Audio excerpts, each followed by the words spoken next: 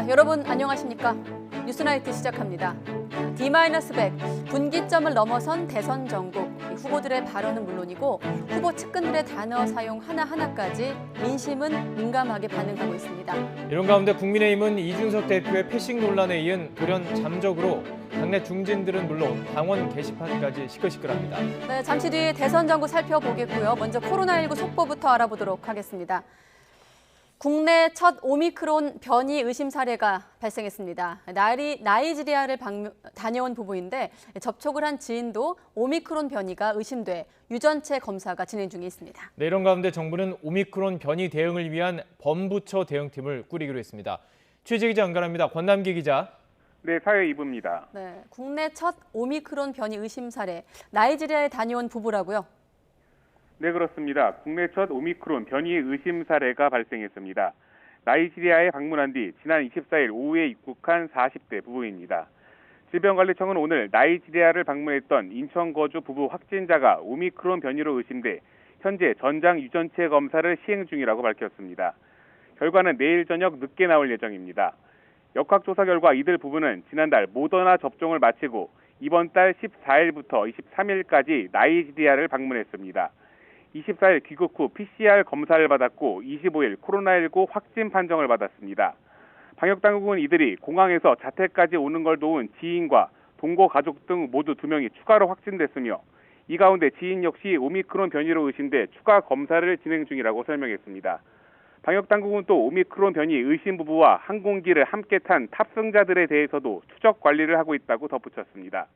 남아공에서 처음 보고된 뒤 세계 각국에서 확인되고 있는 오미크론 변이는 현재 국내 코로나 유행을 주도하는 델타 변이보다 전파력이 훨씬 높은 것으로 알려졌습니다. 무엇보다 기존의 코로나 백신을 무력화할 수 있다는 점이 문제로 꼽힙니다. 이런 가운데 정부는 오미크론 변이의 국내 유입 차단과 대응 방안을 논의하기 위해 범부처 태스크포스를 구성하기로 했습니다. 문재인 대통령도 오미크론 변이 유입 차단을 위해 보다 강화된 입국 방역 조치를 즉각 시행하라고 지시했는데요. 문 대통령은 앞으로 코로나 대응에 중대 국면이 될 수도 있는 상황이라며 오미크론 변이 판별을 위한 진단키트 개발을 서두르고 관련 방역 전략을 신속하게 시행하라고 주문했습니다. 지금까지 사회 2부에서 전해드렸습니다. 네, 권남기 기자가 설명한 대로 유전체 검사 결과까지 마저 봐야 되겠습니다만은 단계적 일상 회복 한 달째인 오늘 코로나 확산 속에 오미크론 의심 사례까지 나온 건데요. 코로나19 신규 환자는 휴일 영향으로 3,000명대 초반으로 줄긴 했지만 화요일 발표 기준으로 보면 가장 많은 규모입니다. 위중증 환자는 661명으로 최다를 기록했고 10살 미만 첫 사망자도 나왔습니다. 이동우 기자가 보도합니다. 코로나19 신규 확진자는 3,032명. 휴일 검사 건수 감소 영향으로 전날보다 다소 줄었지만 화요일 발표 확진자로는 역대 최다입니다. 위중증 환자는 전날보다 32명 늘어 661명으로 이틀 만에 또 최다를 기록했습니다. 6일 연속 600명대를 유지하는 가운데 60대 이상 고령층이 전체의 84%입니다. 근데 지금 현재의 상황은 전체 확진 규모가 증가하는 것도 문제가 아닌 건 아니지만 고령층 중심으로 중증 환자가 많이 발생하는 게 지금 가장 큰 문제입니다. 코로나19 관련 사망자는 44명이 증가한 가운데 10살 미만에서도 처음으로 사망자가 나왔습니다. 이 어린이는 지난 28일 발열과 인후통을 보여 응급실에 이송된 뒤 숨졌으며 사후에 코로나19 확진 판정을 받았습니다. 방역당국은 이 어린이가 기저질환이 있었다며 감염 경로와 사망 원인을 조사 중이라고 설명했습니다. 위중증 환자와 사망자가 늘면서 의료 대응 지표도 계속 나빠지고 있습니다. 수도권 중환자 병상 가동률은 88.5%로 하루 전보다 1.9%포인트 높아졌으며 특히 서울은 91%에 이릅니다. 90이 되면 그다음에 입원이 안 됩니다. 예, 정식 가동률 계산하면요. 예, 그런데 지금 이렇게 되면은 가동이 안 될 거고 저는 더 걱정이 비코로나 환자들. 비코로나 중에서 응급, 중환 등등 많지 않습니까? 전국의 중환자 병상 가동률도 78.5%로 정부의 비상계획 발동 기준인 75%를 훌쩍 넘겼습니다. 특히 대전과 경북은 남은 병상이 하나도 없어 추가로 중환자를 수용할 수 없는 상황입니다. 또 수도권에서 하루 이상 병상 배정을 기다리는 환자도 877명에 달하는 등 병상 부족 문제는 갈수록 심화하고 있습니다. YTN 이동호입니다. 네, 코로나19 확산세에 의료 역량이 부족해지자 정부는 재택치료를 의무화했습니다. 재택치료자의 동거가족은 접종 완료자라도 열흘 이상 출근과 등교가 불가능해서 현장 혼선이 불가피해 보입니다. 이영원 기자입니다. 병상 부족 문제를 해결하기 위해 정부가 꺼내든 대책은 재택치료 의무화입니다. 기존과 달리 지난주 금요일부터는 특정한 사유가 없는 한 동의 여부를 가리지 않고 모든 환자로 재택치료 대상을 확대한 겁니다. 현재 재택치료자는 10,000명에 육박하고 신규 환자 기준으로는 47% 정도입니다. 의료기관 196곳이 이들을 모니터링하면서 증상 변화가 생기면 단기 외래진료센터에서 대면 진료를 하고 응급 상황 발생 때는 구급차를 보내 환자를 병원으로 이송합니다. 병원에 갈 때만 예외적으로 집 밖으로 나갈 수 있는데 KF94 마스크와 안면 보호구 등을 쓰도록 해 아파트 엘리베이터 등 공용 공간의 전파 가능성을 최소화했습니다. 산소 포화도를 측정하는 장비나 체온계 등을 제공해 드릴 거고 하루에 2번 정도 치료 의료기관의 의료진들이 이런 이 건강 상태를 모니터링을 하면서 좀 상담을 하게 될 겁니다. 정부는 무증상 경증 환자 비율이 80%에 달하는 점을 고려해 재택치료를 확대한다는 방침이지만 당장 동거인까지 강제로 자가격리돼 출근이나 등교를 하지 못하게 되는 점은 문제입니다. 그동안 확진자가 생활치료센터나 병원에 입원하면 음성 판정을 받고 접종을 완료한 가족은 생활 제약을 받지 않았던 것과 달리 이제는 재택치료자가 격리 해제될 때까지 10일 동안 외출이 금지되는 불편을 겪어야 하는 겁니다. 그 접종 완료자이고 확진 판정을 받지 않더라도 그분이 다시 직장이라든지 학교에 나오게 되면 이 또한 감염 요인이 될 수가 있습니다.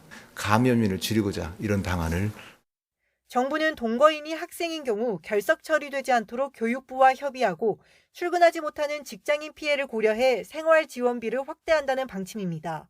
하지만 병상 부족 문제를 개인에게 부담을 지우는 식으로 처리하고 학생들의 백신 접종 유인을 떨어뜨렸다는 지적은 피하기 힘들어 보입니다. YTN 이영훈입니다. 네, 일상회복 1단계가 4주 연장되긴 했지만 확진자 급증 추세에 연말 모임을 취소하는 사람들도 조금씩 늘고 있습니다. 자영업자들은 방역 규제가 다시 강화될까 노심초사하고 있지만 예전에 강화된 거리 두기로 돌아가야 한다는 목소리도 커지고 있습니다. 황보혜경 기자가 보도합니다. 직장인들이 주로 찾는 서울 종로오가 먹자골목 치킨집입니다. 10여일 전만 해도 단계적 일상회복 시행으로 자정까지 영업을 연장하면서 2차 손님이 늘어 빈 테이블이 거의 없습니다. 하지만 기대감도 잠시 최근 급증한 확진자의 변이 바이러스 소식까지 들리자 손님 발길이 눈에 띄게 줄었습니다. 8시 반, 9시 되면 전부 좌석이 차고 이렇게 하면 어느 정도는 유지는 되겠다. 정말 변이 바이러스까지 얘기가 나오니까 다들 많이 몸을 사리시고 크게 달라진 것 없는 특별 방역 대책에 대한 안도감도 잠시 자영업자들은 상황이 언제 바뀔지 몰라 쉽게 마음을 놓을 수 없는 처지입니다. 또 언제 바뀔지 모르니까 불안한 거죠. 지금 이 상태로 지금 계속 풀려야 되는데 실제로 일부 기업들은 이미 자발적으로 회식 줄이기에 나서는 등 확산세에 민감하게 대응하고 있습니다. 정부가 위드 코로나 정책을 시행하면서 오랜만에 직원들이 함께하는 송년회를 검토했었습니다. 확진자가 급격하게 증가하면서 올해는 행사를 하지 않기로 결정했습니다. 코로나가 완전히 안전하다고 생각되기 전까지는 회식을 자제하고 있습니다. 시민들 사이에서도 다시 거리두기 단계를 강화해 방역 고삐를 바짝 쥐어야 한다는 목소리가 적지 않게 나옵니다. 지금은 4,000명이 넘었는데도 다들 아무렇지 않게 일상생활하는 게 너무 안일해졌다는 생각이 많이 들고요. 하지만 언제까지 일상을 제한할 수는 없는 만큼 현재 수준을 유지하면서 개인 방역에 더욱 신경 써야 한다는 의견도 있습니다.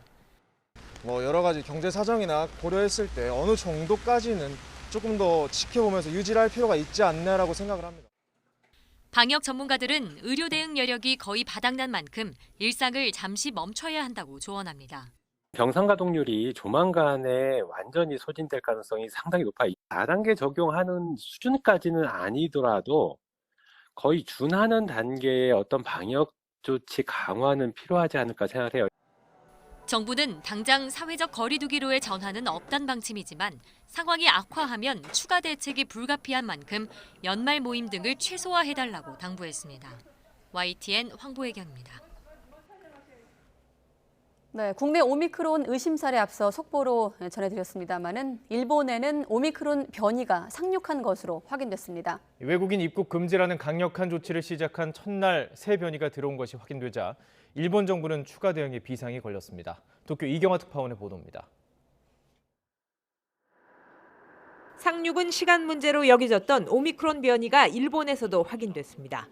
나미비아 외교관인 30대 남성은 지난 28일 나리타 공항검역에서 코로나 양성 판정을 받았습니다. 이미 새 변이가 나타난 나미비아에서 도착한 뒤 감염이 확인되자 방역 당국은 유전자 분석을 진행했습니다. 我が国でオミクロン株が確認されたのはこれが初めてとなります。現在、当該入国者は医療機関において隔離を実施していると。 이제 관건은 동행한 가족 그리고 같은 비행기에 탄 사람 가운데 추가 감염자가 나올지 여부입니다. 일본 정부는 긴급 대책 회의를 열어 감염자와 같은 비행기에 탄 승객 70여 명을 모두 밀접 접촉자로 관리하기로 했습니다. 이틀에 한 번 검사를 시행하고 격리를 제대로 지키는지 앱 등을 통해 수시로 확인하겠다는 겁니다. 기시다 총리는 관계부처가 전담팀을 신설해 새 변이에 대응할 것을 지시하는 등 국민 불안을 가라앉히는 데 주력하고 있습니다. オミクロン株のリスクへの耐性、これは各国以上に強いと認識をしています。国民の皆さんには落ち着いて対応するよう呼びかけたいと思います。 입국 금지 직전 서둘러 비행기에 올랐던 외국인들은 공항에 도착해 불안과 우려를 드러냈습니다. 出発できるかできないか最初がそれにちょっと心配になってもうちょっと慎重に進めてほしかったっていうことは正直なことです。 당초 한 달 정도로 예상된 입국 금지는 새 변이가 확인되면서 얼마나 이어질지 알 수 없게 됐습니다. 이미 시중에 변이가 확산 중일 가능성도 배제할 수 없는 만큼 일본 정부는 긴장 속에 상황을 주시하고 있습니다. 도쿄에서 YTN 이경아입니다. 네, 그런가 하면 오미크론 변이가 유입된 홍콩은 외국과의 문은 신속하게 걸어 잠갔지만 또 중국과는 격리를 점차 풀겠다는 계획입니다. 네, 중국은 오미크론을 주시하고 있지만 현재 방역을 조금 더 강화하면 된다는 입장입니다. 베이징에서 강성웅 특파원의 보도입니다. 홍콩은 이번 주 오미크론 감염이 또 확인되자 13개 국가를 입국 금지 대상으로 추가 지정했습니다. 지난주 첫 감염자 발생으로 남부 아프리카 8개국을 입국 금지한 데 이어나온 신속한 조치입니다. 유럽과 캐나다, 호주 등을 포함해 오미크론으로 입국이 금지된 국가는 21개로 늘어났습니다. 홍콩 시민의 경우 어디서든 입국은 가능하지만 3주를 격리하면서 검사를 수시로 받도록 했습니다. Our existing system of the designated quarantine hotel is robust and also able to stop any transmission. 오미크론의 확산 우려에도 홍콩과 중국 사이의 문은 조만간 열릴 예정입니다. 중국은 올 연말까지 하루 최대 5천 명이 격리 없이 홍콩을 오갈 수 있도록 할 것으로 알려졌습니다. 오미크론 때문에 조금 늦춰지기는 했지만 홍콩과 중국 간에는 방역의 문턱을 확 낮추겠다는 겁니다. 현재의 봉쇄식 방역을 조금만 더 촘촘히 하면 오미크론을 막아낼 수 있다는 판단입니다. 对于来自疫情严重国家和地区的人员、物品，要及时按规定采取加密核酸检测，限制入境流量。 오미크론이 델타 변이를 제치고 우세주가 될지도 더 두고 봐야 한다고 중국 보건당국은 밝혔습니다. 방역 대책도 국경과 항만에 대한 통제를 강화하면서 백신 접종률을 높이는 데 맞춰져 있습니다. 다만 오미크론에 대한 정확한 분석이 아직 나오지 않은 만큼 중국도 해외 출국을 자제하라면서 상황을 예의주시하고 있습니다. 베이징에서 YTN 강성웅입니다. 네, 82년생 여성 군사 우주 전문가 그리고 직장 엄마. 더불어민주당 선거대책위원회가 발탁한 외부 1호 영입 인재를 설명한 건데요. 이재명 후보는 젊은 미래로 갈 선대위를 지휘할 거라며 소개를 했는데 청년과 여성층 민심 잡기에 주력하고 있는 모습입니다. 먼저 김태민 기자의 보도입니다. 관심이 집중됐던 민주당 선대위 1호 영입 인사는 30대 여성이었습니다. 이재명 후보는 직접 인재 영입 결과를 발표하며 청년 세대의 중요성을 거듭 강조했습니다. 우리는 과거가 아니라 미래로 가야 합니다. 젊은 청년 세대들의 문제가 곧 우리 사회의 문제 그 자체입니다. 젊은 미래로 갈 우리 민주당 선대위의 그 길에 맨 앞장서서 지휘를 해주실 우리 공동상임선대위원장 조동현 교수님을 다시 한번 환영하고 송영길 대표와 함께 공동상임선대위원장을 맡게 된 조동현 교수는 육사 출신으로 국방우주항공 분야 전문가로 불립니다. 30대 여성이자 일하는 엄마로서 민주당 선대위의 여성과 청년층의 목소리를 담아내는 역할도 맡을 전망입니다. 자녀들에게도 힘들지 않게 저희 세대보다는 좀 더 낫게 이렇게 살아가는 방법들 또 그런 환경들 또 안정적인 안보 환경을 물려주는 게 제가 생각하는 그 어른의 몫이라고 생각했고 이재명 후보는 이어 청년들이 만든 창업 지원 공간을 찾아 혁신산업 지원을 강조하는 등 청년 행보를 이어갔습니다.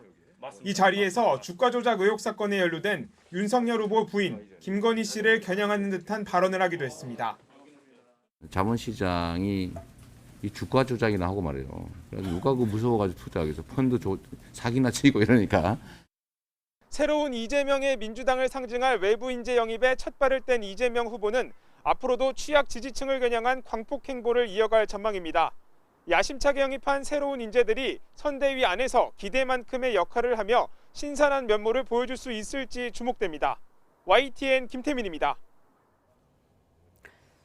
2030 세대와 여성층 겨냥에 나선 민주당 이재명 후보에 맞서서 국민의힘 윤석열 후보 역시 선대위 청년 보좌역 공개 모집을 시작을 했습니다.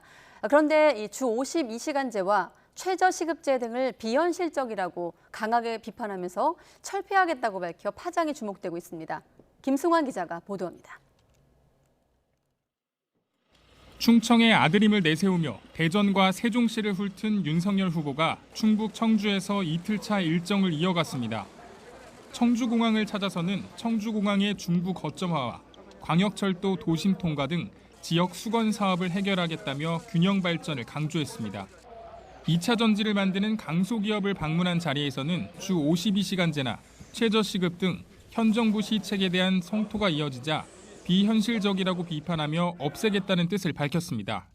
최저시급제라든지 주 52시간이라고 하는 게 굉장히 비현실적이고 기업 운영에 지장이 정말 많다. 이런 탁상공론 때문에 참 중소기업 하기 어렵다 하는 말씀 잘 들었고 비현실적인 제도들은 다 철폐해 나가도록 이렇게 하겠습니다. 이어 청년 창업자와 청년 문화예술인을 만나고 시장을 찾아 심야 반성회를 여는 등 청년과 민생 행보에도 힘을 실었습니다.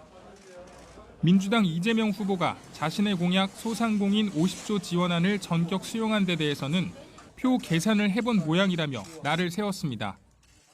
포퓰리즘이라고 엊그제까지 공격을 하다가 표 계산을 해보니까 아마 그렇게 하면 안 되겠다는 생각이 민주당 쪽에서 들은 모양인데 어찌됐든 그거는 반드시 해야 되는 일이고 이 후보가 30대 국방 전문가 워킹맘을 인재 영입 1호로 발표하며 2030과 여성층 공략에 나서자 윤 후보는 선거대책위원회 각 분야에서 활동한 청년 보좌역을 구한다며 공개 모집에 들어갔습니다.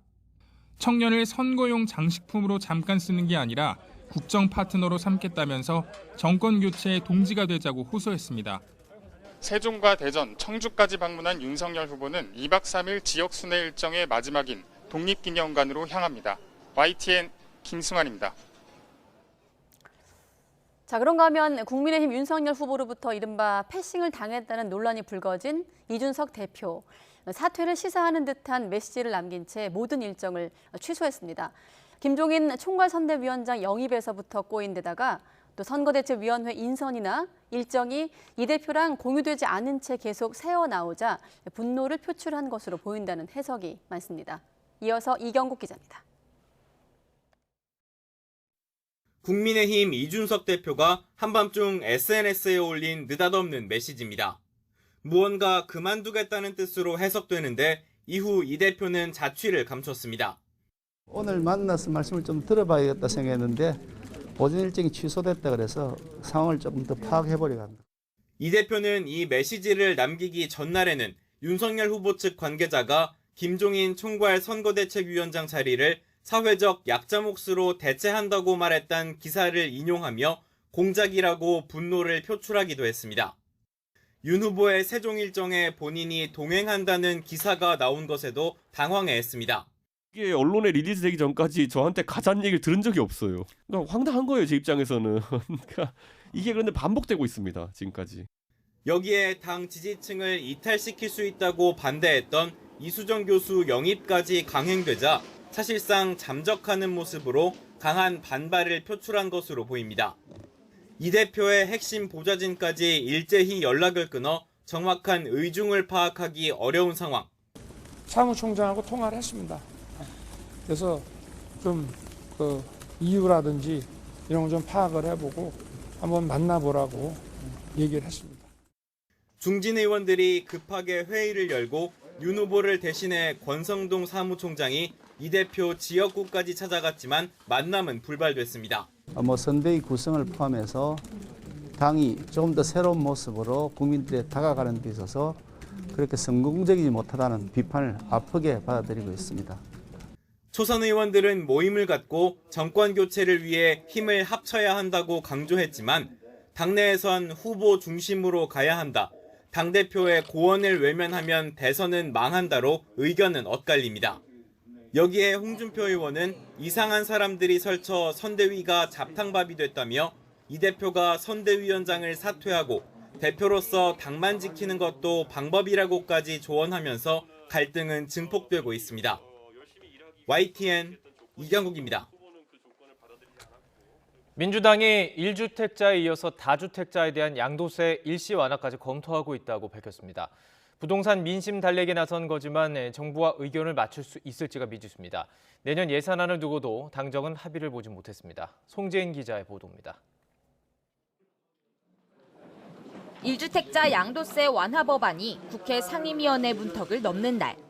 민주당의 입법을 총괄하는 김성환 원내수석 부대표는 한시적으로나마 다주택자 역시 양도세 완화 대상에 포함해야 한다는 뜻을 밝혔습니다. 이제 팔기도 좀 어려운 상황이어서 다주택자의 양도세는 일시 인하하는 방안이나 이런 건 좀 검토할 필요가 있다고 보여집니다. 박완주 정책위 의장 역시 당 차원에서 검토하고 있다고 발을 맞췄습니다. 늘어난 보유세에 다주택자들이 매물을 털어내고 싶어도 거래세 문턱에 막혀 잠김 현상이 길어지고 있다는 겁니다. 무엇보다 이재명 대선 후보가 거래세 완화 기조를 명확히 세웠습니다. 전 세계적인 추세를 따라서 거래세를 낮추고 보유세를 올려서 부동산 투기가 발생하지 않도록 할 수 있습니다. 1주택자에 이어 다주택자까지 민주당이 연일 양도세 완화 가능성을 띄우는 건 대선 전국에서 부동산 민심을 달래기 위한 차원으로 분석됩니다. 그러나 정부는 여야가 합의한 1주택자 양도세 완화조차 난색입니다. 부동산 시장의 안정에 이번에 양도소득세의 공제금액 기준 조정이 혹시 부동산 시장 불안 심리를 혹시 자극하지 않을까 굉장히 우려가 돼서 여기에 당정은 법정 시한이 코앞으로 다가온 내년도 예산안 진행을 두고도 이견을 좁히지 못하고 있습니다. 특히 이 후보가 내세운 지역화폐 예산과 관련해 민주당은 정부안 6조 원에서 21조 원으로 대폭 확대를 요구하고 있지만 정부는 받아들일 수 없다는 입장입니다. 아직 서로의 입장만 확인한 정도였고요. 주로 소상공인 지원 문제 관련해서 입장차가 액수에 대한 입장차가 조금 있고 그다음에 지역사랑 상품권 관련된 대선이 100일도 남지 않은 상황에서 민주당은 문재인 정부 부동산 정책 재검토에 속도를 내고 있습니다.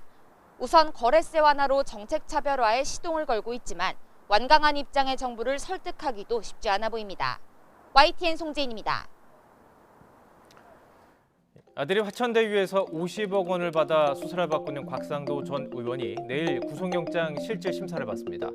검찰이 적용한 혐의는 알선수재.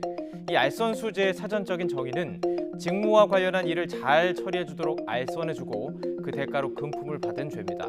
검찰은 곽 전 의원을 최초 뇌물죄로 기소할 것으로 보였는데 혐의를 바꿔서 적용한 이유가 있었습니다.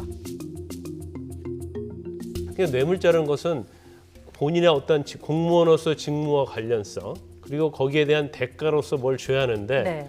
곽상도 의원이 지금 이와 관련된 어떠한 직무와 관련돼서 개입한 시점이 2015년도예요. 그러면 그 당시엔 대한법률구조공단 이사장을 하고 있었거든요. 근데 대한법률구조공단 이사장이 사실은 이제 대장동 개발이랄지 아니면 일반적인 공무원의 직무와 관련해서 영향을 끼칠 수 있는 그런 위치가 아니기 때문에 네. 아마 그 시점을 들고 굉장히 많이 고민을 했던 걸로 보이고 그래서 결과적으로 이제 뇌물죄 적용은 어렵다. 그런데 이 혐의 적용을 놓고는 고민한 검찰이 구속영장을 청구할 정도로 자신감을 보인 데는 뭔가 핵심적인 증거가 있는 것이 아니냐는 추측이 나오고 있습니다. 특히 검찰은 곽 전 의원이 화천대유가 참여한 하나은행 컨소시엄이 다른 사업체의 견제로 무산 위기를 겪자 이를 막아주고 대가를 받은 것으로 보고 있는데요. 이를 입증하는 것이 핵심이 될 것으로 보입니다. 또 이 결과에 따라서 이른바 50억 클럽으로 상정되는 대장동 로비 의혹 수사에도 큰 영향을 미칠 것으로 보입니다. 나혜인 기자의 보도입니다. 올해 초 곽상도 전 의원 아들이 화천대유에서 받은 50억 원은 결국 곽 전 의원 몫이었다는 게 검찰의 판단입니다. 지난 2015년 대장동 개발 사업자 선정을 앞두고 화천대유가 참여한 하나은행 컨소시엄이 무산될 위기를 막아준 대가로 본 겁니다.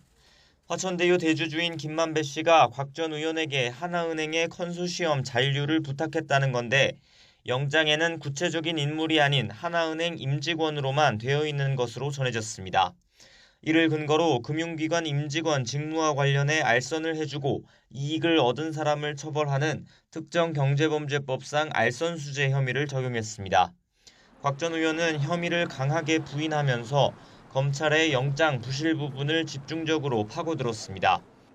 검찰이 구속영장에 구체적으로 어떤 부탁이 있었고 누구에게 청탁했다는 건지 적지 못한 건 자신이 애초 그런 일을 한 적이 없기 때문이라며 앞으로도 특정하지 못할 거라고 주장했습니다. 다만 아들이 받은 돈과 관련해 국민에게 불편을 끼쳐 송구하다며 50억 원은 성과급일 뿐이라는 기존 입장을 고수했습니다. 구속영장 실질심사는 내일 오전 10시 반부터 서울중앙지방법원에서 열립니다. 구속 여부는 빨라도 밤늦게 결정됩니다. 아들이 화천대유에서 거액을 받은 건 사실인 만큼 실제 곽 전 의원의 알선이 있었는지 50억 원이 그 대가인지 검찰이 소명하는 게 관건입니다.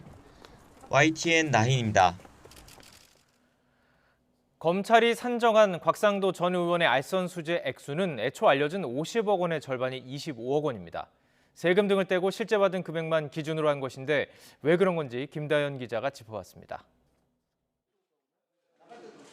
검찰이 구속영장에 적은 알선수재 액수는 25억 원입니다.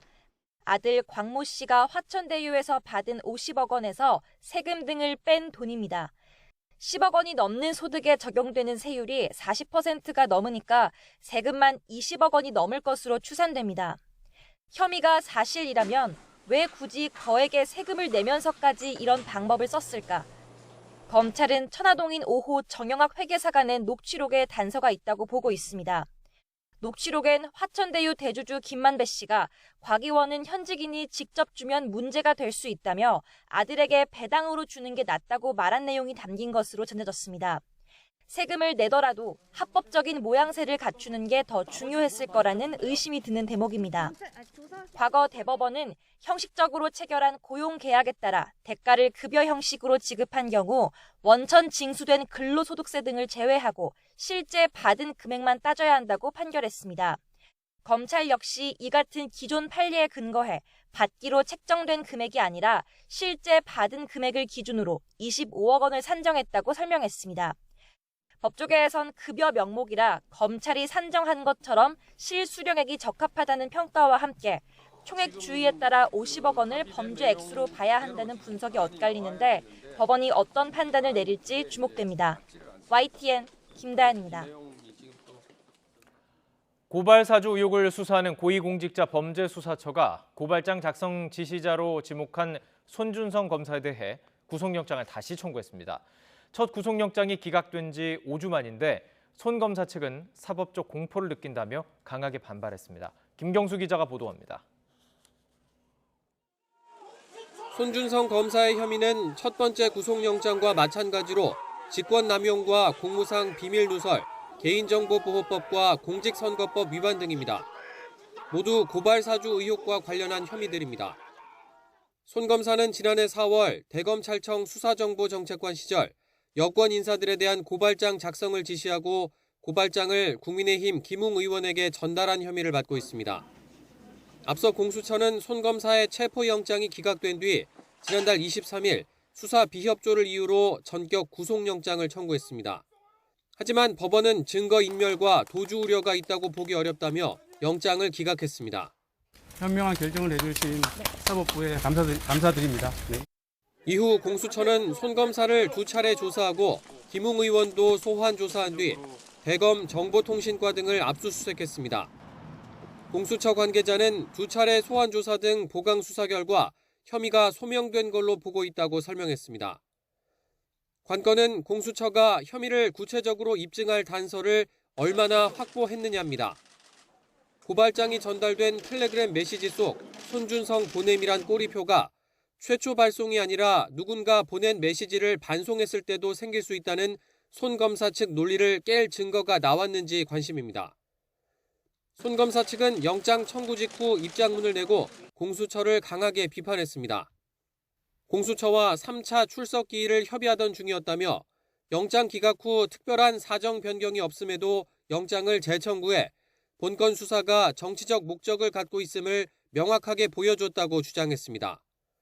특히 압수수색 절차를 취소해달라는 준항고를 내자 곧바로 영장을 청구하는 등 보복성 인신 구속을 강행하려는데 깊은 우려와 사법적 공포를 느끼고 있다며 법원에서 현명하게 판단해 줄 것을 기대한다고 덧붙였습니다. 손 검사의 구속 여부는 모레 밤 늦게 결정될 것으로 보입니다. YTN 김경수입니다. 네, 7살 아이가 과외 선생님에게 상습적으로 폭행을 당해 뇌진탕 증세와 불안장애를 앓고 있습니다. 아이는 수개월 동안 학대 사실을 숨긴 것으로 드러났는데 이유가 있었습니다. 엄마한테 말하면 가만두지 않겠다, 더 때리겠다는 협박과 세뇌에 입을 닫은 겁니다. 결국 말이 아닌 그림으로 고통의 시간을 어른들에게 알렸습니다. 김혜린 기자가 단독 취재했습니다. 문이 굳게 닫힌 공부방 안. 과외 수업을 하던 A씨가 갑자기 손가락을 튕겨 아이 얼굴을 때리기 시작합니다. 아이가 무언가를 집으려 일어나자 우악스럽게 가슴팍을 잡아당겨 앉히고 급기야는 화를 못 참겠다는 듯 주먹으로 머리를 마구 때립니다. 다음 수업에도 폭행은 계속됩니다. 목이 뒤로 꺾이도록 주먹에 맞는 아이. 겁에 질린 채 팔로 막아보지만 소용이 없습니다. 아이를 완전히 이제 그 심리 조정을 해가지고 요새 하는 말로 가스라이팅을 해서 너 엄마한테 얘기하면 가만 안 놔둔다 이런 식으로 협박을 한 거예요. 오랜 기간. 상습적으로 학대를 당하던 B양은 그림으로 폭행 사실을 표현하기 시작했습니다. 교통사고를 당해 혼이 나가 있거나 반창고를 붙이고 있거나 피눈물을 흘리는 모습이 B양의 스케치북을 가득 채웠습니다. 부모님에게 말을 하면 나쁜 사람이다. 다른 사람에게 말하면 더 때릴 거다. 반복되는 A씨의 쇠뇌에 학대 사실을 숨겨오다 결국 말이 아닌 그림으로 호소했던 겁니다. 너무 다쳐서 아팠고 아파서 공부는 할 수도 없고 자기가 정말로 생명의 위협을 느껴서 나는 이렇게 죽어가고 있다. 이런 그림을 집에다가 그려놓고 간 거예요. B양의 가족은 A씨의 학대가 과외를 시작한 지난해 3월부터 10월까지 무려 8개월 동안 이어졌다고 말합니다. B양은 학대 후유증으로 외상 후 스트레스 장애, 이른바 뇌진탕 증세와 불안 장애를 앓고 있고 지금도 어른들을 무서워합니다. 그 공연하는 사람들이 사진도 찍어주고 인사도 하고 악수하려고 내려오니까 그냥 이 벽으로 가서 숨는 거예요. 들어가서. 그러면서 하는 얘기가 너무 무섭다고 어른이. 자기는 아이라서 아무것도 할 수가 없대요. A씨는 아이가 문제를 풀지 않고 멍하게 있어서 참지 못하고 때렸다면서도 처음부터 그런 건 아니라고 해명했습니다. 하지만 가족들은 아이가 멍한 것마저도 상습 학대 이후 겪게 된 증상이라며 A씨를 고소했고 아동복지법 위반으로 기소돼 재판이 진행되고 있습니다. YTN 김혜린입니다. 네, 다음 소식입니다. 대전에 새로 생길 공공임대주택 기공식에서 공사 관계자가 흉기로 자해하는 소동이 있었습니다. 이 소동을 목격한 시민들이 큰 충격을 받고 행사장은 아수라장이 됐다고 하는데 양동훈 기자가 취재했습니다. 청년, 신혼부부 등 주거 취약계층을 위해 만들어질 공공임대주택 신탄진 다가온. 그 첫 삽을 뜨는 기공식 자리에서 자해 소동이 벌어졌습니다. 공사 개요를 발표하던 공사 관계자는 흉기를 꺼내 자신의 손가락 일부를 훼손했습니다. 기공식 장소에는 대전시장, 대전시의회 의장 등은 물론 시가 기공식에 초청한 시민들까지 모두 100여 명이 있었습니다. 갑작스러운 사고에 목격자들은 큰 충격을 받았습니다. 주위에 있는 여성분들은 비명을 지르고 아주 아수라장이 됐습니다. 그리고 저 또한 정말로 어제 밤이 잠이 안 올 정도로 그 선명하게 그 기억이 남아서. 이 행사는 대전시 유튜브 채널을 통해 온라인으로도 생중계됐습니다. 사고가 발생하자마자 유튜브 송출을 끊어버렸기 때문에 몇 명이 시청하고 있었는지도 알 수 없는 상황입니다. 해당 공공임대주택 사업을 담당하고 있는 대전도시공사는 불미스러운 일이 발생한 점에 대해 시민들에게 사과한다고 밝혔습니다. 대표에게 또 합당한 조치를 요구했습니다. 2주 정도 착공을 연기하고 사건의 진상이 파악되고 사태가 진정된 후에 공사를 속개할 예정입니다. 자해 이유에 대해 공사 관계자는 감리를 책임감 있게 잘 해내겠다는 의지를 표현했다고 진술한 거로 전해졌습니다. 경찰은 공사를 둘러싼 갈등이 있었는지 조사할 계획이며 사건을 벌인 남성의 정신감정 의뢰도 고려하고 있습니다. YTN 양동훈입니다. 개통된 지 석 달밖에 되지 않은 서울 서부간선도로 지하도가 비로 인해서 물에 잠겼습니다. 배수펌프 설비 고장이 원인이었는데 온종일 물을 퍼내고도 통행이 복구되지 않아서 출퇴근길 주변 교통이 큰 혼잡을 빚었습니다. 정현우 기자의 보도입니다. 새벽부터 서울에 제법 굵은 비가 내리더니 서울 서부간선도로 지하차도가 물에 잠겨버렸습니다. 한때 입구 주변까지 물이 차오르더니 아침 7시 20분쯤부터 금천 방면 통행이 차단됐습니다. 인천 IC 쪽으로 통제가 됐습니다. 거기가 2개 차로거든요. 진행 방향으로는 다. 한창 붐비는 출근 시간, 서부간선도로 하행 4개 차선 가운데 지하 방면 2개가 막히면서 교통 대혼란이 빚어졌습니다. 성산대교 넘어서부터 지하도 앞까지 3km 넘는 구간에 정체가 빚어졌습니다. 현장 관리자들이 전광판을 이용해 지하차도 안쪽으로 들어가는 차량들을 우회 조치하고 있고 지하차도 안쪽에서는 탈수차가 물을 빨아들이는 작업이 한창입니다. 하지만 온종일 배수 작업을 하고도 도로를 채운 물을 빼내지 못해 저녁까지 통행 차단은 풀리지 않았고 출근길 대혼잡이 퇴근길까지 이어지면서 운전자들은 큰 불편을 겪었습니다. 오픈한 지 얼마나 됐다고 벌써 이 난리들이냐 생각을 한 거예요. 2차로를 차단한다고 돼 있길래 그냥 공사 중인가 보다 했더니 그냥 물이 2차로에 벌써 이렇게 들어와 있길래 깜짝 놀란 거죠. 이번 침수 사고는 지하도 배수 펌프가 작동하지 않아 발생한 것으로 확인됐습니다. 배수 펌프를 동작시켜주는 이제 설비가 있습니다. 설비가 이제 오동작해가지고 이제 문제가 생겼었습니다. 앞서 서부간선도로 지하차도에선 지난 9월 개통한 이후 각종 사고가 잇따랐습니다. 천장 높이가 3m인 걸 모르고 화물차 등이 잘못 진입하거나 끼이는 사고가 26건이나 발생했고 차량의 지하도 천장이 긁히면서 부착물이 떨어지는 경우도 잇따랐습니다. 속도 측정한다든가 이게 천장에 매달려 있잖아요. 그것들을 끌고 가서 출렁출렁 하니까 거기에 이제 차가 부딪힌 거죠. 다 파손돼갖고 보험 처리해갖고 다 고쳤죠. 서울시가 출퇴근 시간대 통행 시간을 대폭 줄일 것이라고 홍보했던 서부간선도로 지하도. 하지만 석 달 만에 폭우도 아닌 비에 침수되고 복구조차 더디게 진행되면서 시민들 불신을 키우고 있습니다. YTN 정현우입니다. 요란하게 내린 겨울비로 도로가 얼거나 미끄러워진 탓에 전국 곳곳에서 교통사고가 잇따랐습니다. 며칠 추위가 예보돼 도로가 더 얼 수도 있는 만큼 운전자분들 더 조심하셔야 되겠습니다. 오태인 기자입니다. 터널 입구에 차들이 서로 엉켰습니다.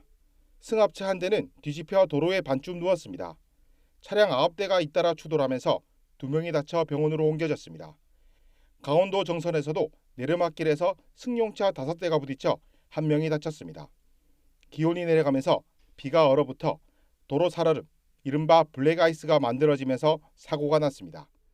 블랙아이스는 운전자가 육안으로 식별하기가 어려워 더욱 위험하고 그늘진 도로, 터널 출입구, 교량 구간 등에서 쉽게 발생되므로 기온이 낮은 때에는 미리 감속을 하는 게 좋고.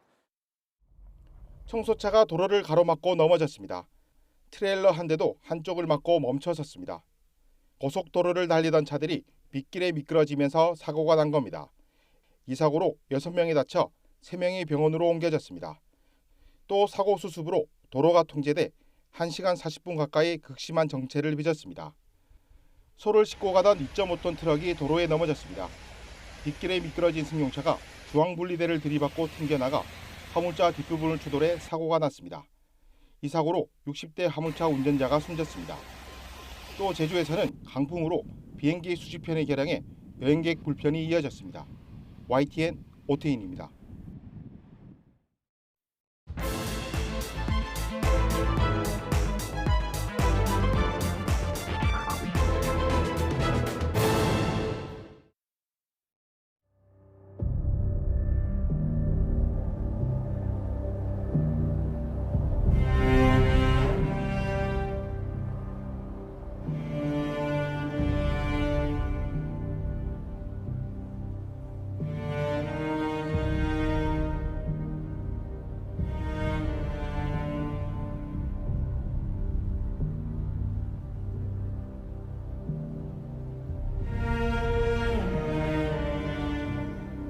그게 언론에 리리즈되기 전까지 저한테 가짜는 얘기를 들은 적이 없어요. 그러니까 황당한 거예요, 제 입장에서는. 그러니까 이게 그런데 반복되고 있습니다, 지금까지. 사무총장하고 통화를 했습니다. 이유라든지 이런 거 좀 파악을 해보고 한번 만나보라고 얘기했습니다. 당원들의 선택으로 선출된 이준석 대표를 대놓고 무시하는 이런 처사는 정당 민주주의의 실종이자 불통과 독선의 정치입니다. 윤석열 후보의 독주는 국민의힘을 쇄신하기는커녕 퇴행시키고 있습니다.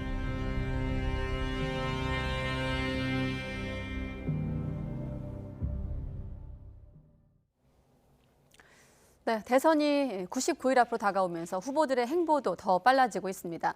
민주당 이재명 대선 후보는 오늘 선대위에 군 출신 우주항공 전문가이자 30대 여성 직장 엄마를 워킹맘을 공동선대위원장으로 영입했습니다.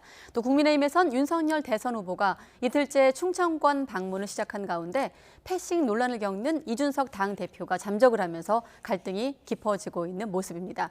나이트 포커스 오늘은 최진봉 성공회대 교수, 또 이기재 동국대 겸임 교수 두 분과 함께하겠습니다. 네, 안녕하십니까? 안녕하세요. 어제 마침 장성철 교수 패널 분께서 이 자리에 앉으셔가지고 저희가 미처 확인하지 못하고 들어왔던 부분을 소개해 주셨어요. 이준석 대표가 SNS에 올렸던 글인데 그렇다면 여기까지 8글자를 소개해 주셨는데 다음 날 파장이 일고 있습니다. 자, 오늘은 그렇다면에 달린 단서와 여기까지는 뭘 말하는지 한번 해석을 해봐야 될 텐데 교수님은 지금 어떻게 보고 계십니까? 일단 뭐 그렇다면은 여러 가지가 복합적으로 작용했다고 봐요. 하루아침에 한두 가지 문제만 가지고 이런 문제가 발생한 건 아닌 것 같고요. 윤석열 후보가 국민의힘에 입당하는 순간부터 갈등이 시작됐다고 저는 봅니다. 눌려있고 눌려있었던 갈등이 폭발했다라고 저는 보고 윤석열 후보와의 어떤 그 기싸움이라고 볼 수 있겠죠. 물론 지금 상황에서 윤석열 후보가 당의 후보기 때문에 일단 당무 우선권을 갖고 있는 부분은 맞습니다. 근데 이준석 대표는 거기에 대해서 사실은 대표의 역할이 있다라고 계속 얘기를 하면서 예전에 대표와 다른 행보를 보이겠다고 본인의 의지를 밝힌 적이 있어요. 그럼에도 불구하고 윤석열 후보는 기존에 있었던 그 예전의 사례들을 가지고 당무 우선권을 이용해서 본인이 정말 모든 걸 다 정권을 가지고 가겠다고 하는 그런 의지를 보여주다 보니까 충돌이 일어났다고 보는데 대표적인 사례가 아까 말씀드린 뭐 입당을 이준석 대표가 없는 상태에서 한다거나 네. 또는 이제 김종인 전 비대위원장 모시는 과정에도 갈등이 있었지 않습니까? 그 부분에서도 이준석 대표는 사실은 이제 김종인 전 비대위원장을 모셔오는 쪽으로 그렇게 방향을 잡았는데 네. 거기에서 갈등을 제대로 안 해줬다는 것도 문제가 있었던 것 같고 그리고 이제 이수정 교수 영입 문제도 사실은 갈등이 있었어요. 네. 이수정 교수 같은 경우도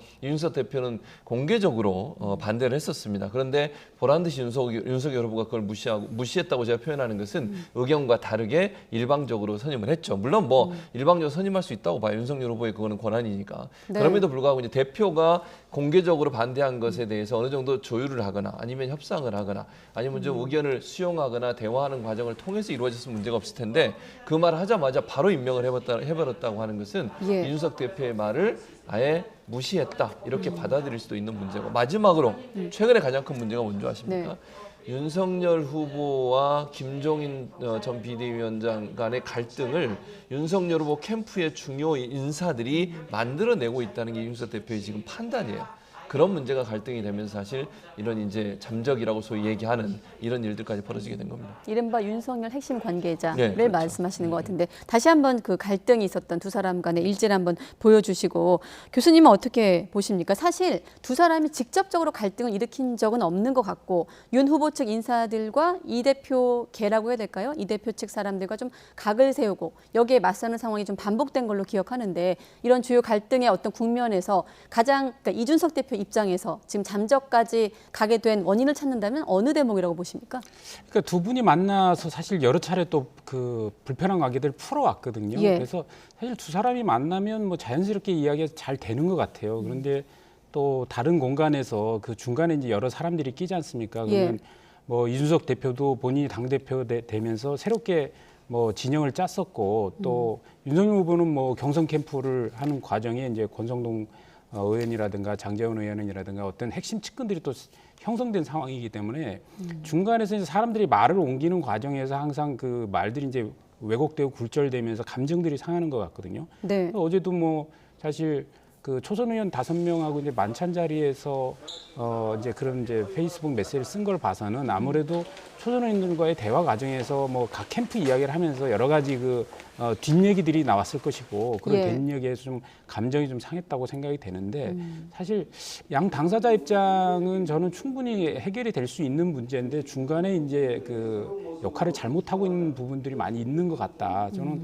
그런데 이 문제를 풀어가는 데 있어서 사실 윤석열 후보 같은 경우 이 정치 경험이 이런 부분에 대해서 사실 부족하지 않습니까? 네. 아마 검찰 조직은 거의 수직적 조직일 텐데 정치권에 와서 이런 경우를 자기는 처음 당해볼 거예요. 뭐 김종인 위원장, 뭐 김병준 위원장, 뭐 해서 어떤 한쪽을 선택해야 되고 어떤 한쪽을 버려야 되는 이런 상황은 그러나 이제 본인은 이제 후보로서 다 어떻게든 한 표라도 긁어모으고 모든 세력을 규합하고 싶어 하는데 선택을 해야 강요하는 이런 정치권의 문화, 어떤 권력 싸움의 문화 이 부분에 대해서 윤석열 후보도 굉장히 조정에 지금 애를 먹고 있는 것 같은데 어쨌든 뭐 전체적으로 볼 때는 국민의힘 지지층이나 여러 가지 정권 교체를 바라는 국민들 입장에서 굉장히 걱정을 하고 있기 때문에 이 사태가 그렇게 오래 가지는 않을 것이다. 일단 이렇게 생각을 하고 있습니다. 네, 방금 교수님께서 애를 먹고 있다고 표현을 쓰셨는데 자, 애를 먹고 있는 윤석열 후보 발언 한번 들어보도록 하겠습니다. 일단은 잘 모르겠다 이런 입장 밝혔거든요.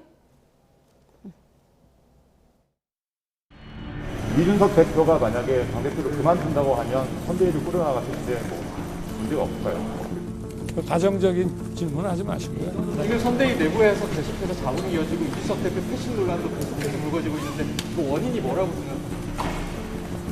글쎄 뭐 저도 잘 모르겠습니다. 저는 후보로서 내 역할을 다 하는 것뿐이고 당원들의 선택으로 선출된 이준석 대표를 대놓고 무시하는 이런 처사는 정당 민주주의의 실종이자 불통과 독선의 정치입니다. 윤석열 후보의 독주는 국민의힘을 쇄신하기는커녕 퇴행시키고 있습니다.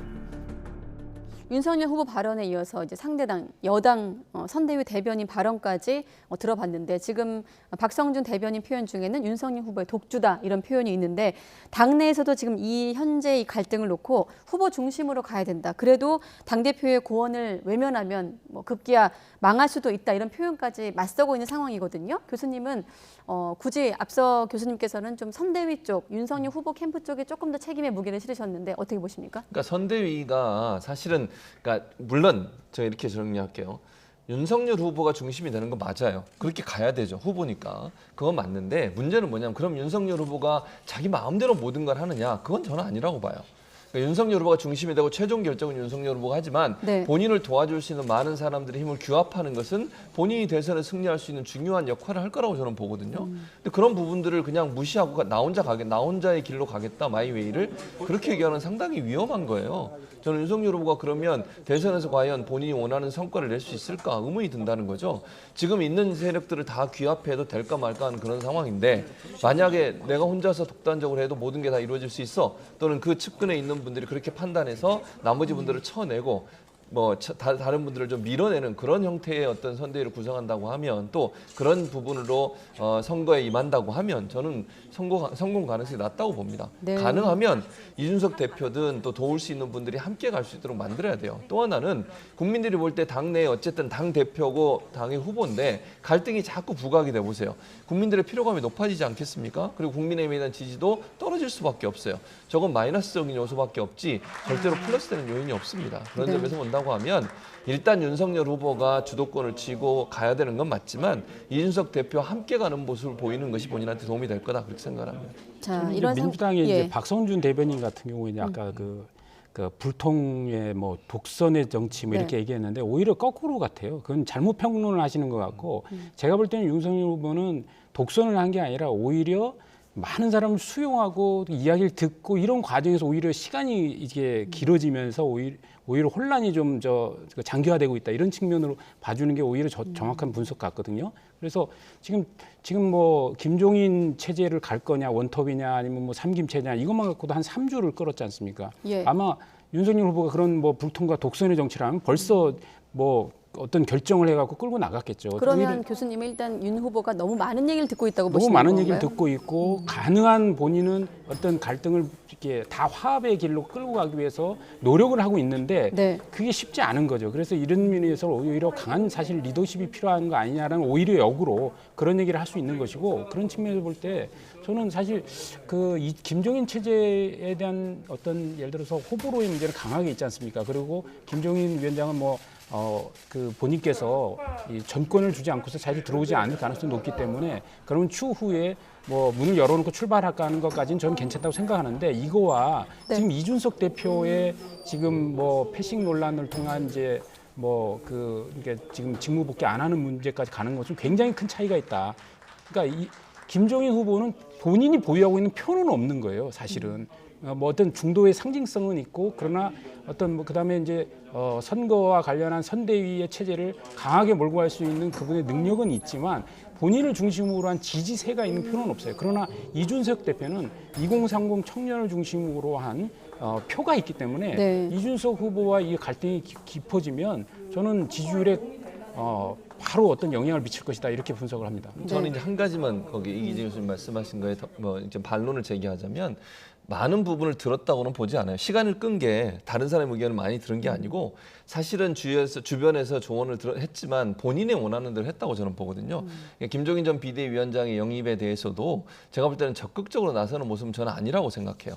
만약에 그 주변에서 그런 얘기를 했다고 하면 더 설득하고 또 김종인 전 비대위원장이 제시했던 여러 가지 얘기가 있었지 않습니까? 100%를 수용을 안 하더라도 일부는 수용했어야 되는데 네. 제가 볼 때는 윤석열 후보 같은 경우에 그런 부분에 수용이 거의 없었다고 저는 보이거든요. 이준석 대표도 거기에 대해서 좀 아쉬움을 표현했던 것이고 시간은 끌었지만 결국은 본인이 원하는 대로 뜻대로 됐고 주변에 있는 분들이 가까이 있는 분들이 생각했던 쪽으로 선대위가 구성되고 있어서 그 부분은 좀 아쉬운 부분이라 생각이 듭니다. 그렇군요. 윤석열 후보의 어떤 이번 논란에 대한 역할에 대해서 좀 두 분의 해석이 좀 다르신 것 같고 일단 지금 상황에서 권성동 의원 같은 경우도 지역구까지 찾아가서 만남을 좀 성사시켜보려고 했지만 불발이 됐고 김기현 원내대표 같은 경우는 당대표가 술을 좀 많이 마셨다고 이제 좀 수습을 한다고 해야 될까요? 그렇게 안간힘을 쓰고 있는데 대선 국면 시점에서 어느 시점부터는 좀 홍준표 의원 발언이 좀 궁금해지고 주목이 됩니다. 청문 홍답 코너에서 당대표를 겉돌게 하면 대선을 망친다 이렇게 경고하기도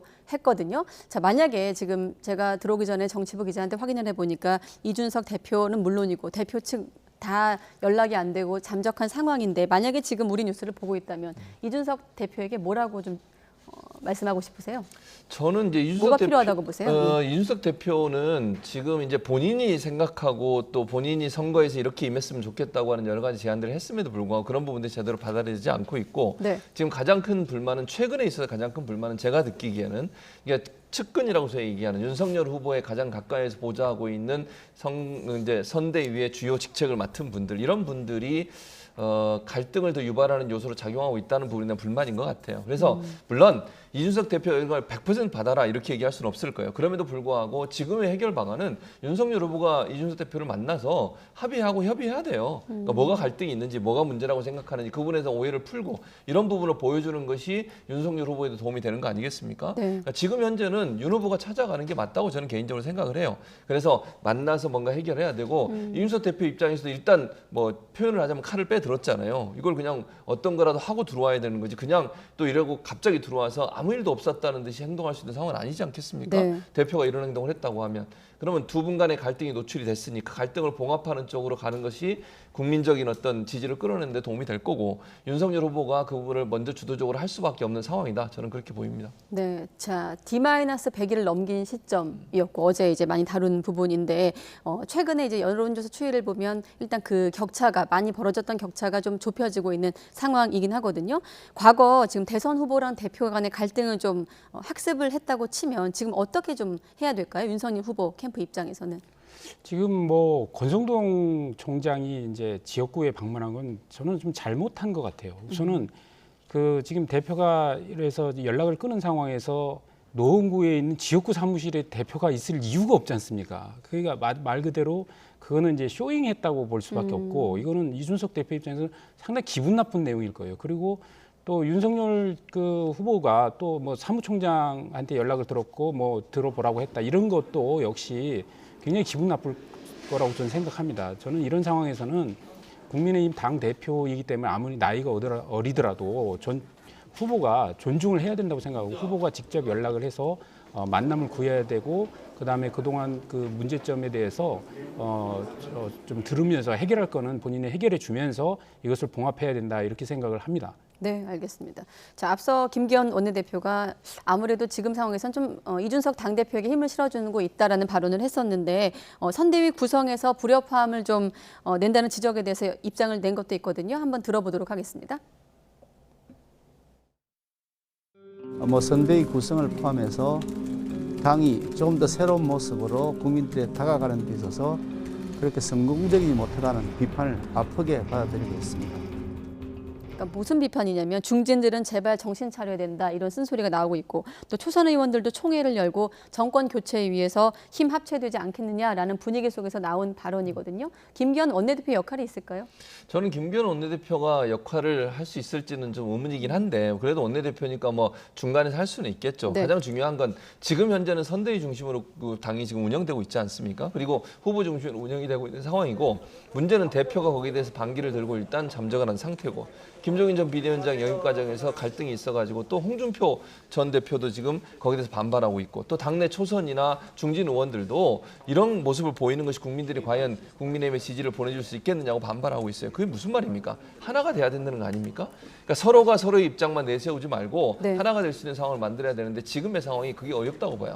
저는 기본적으로 선대위가 조금 저는 이 표현이 맞을지 모르겠는데 독단적으로 본인들의 생각을 밀어붙이는 상황이라고 저는 보이거든요. 그러니까 다른 여러 당의 소속 기구들이나 아니면 당에 있는 많은 분들과의 화합이나 연합이 상당히 어려운 상황이 아닌가 하는 생각이 들어요. 그게 이제 대표와의 갈등으로 표현이 된 것이고요.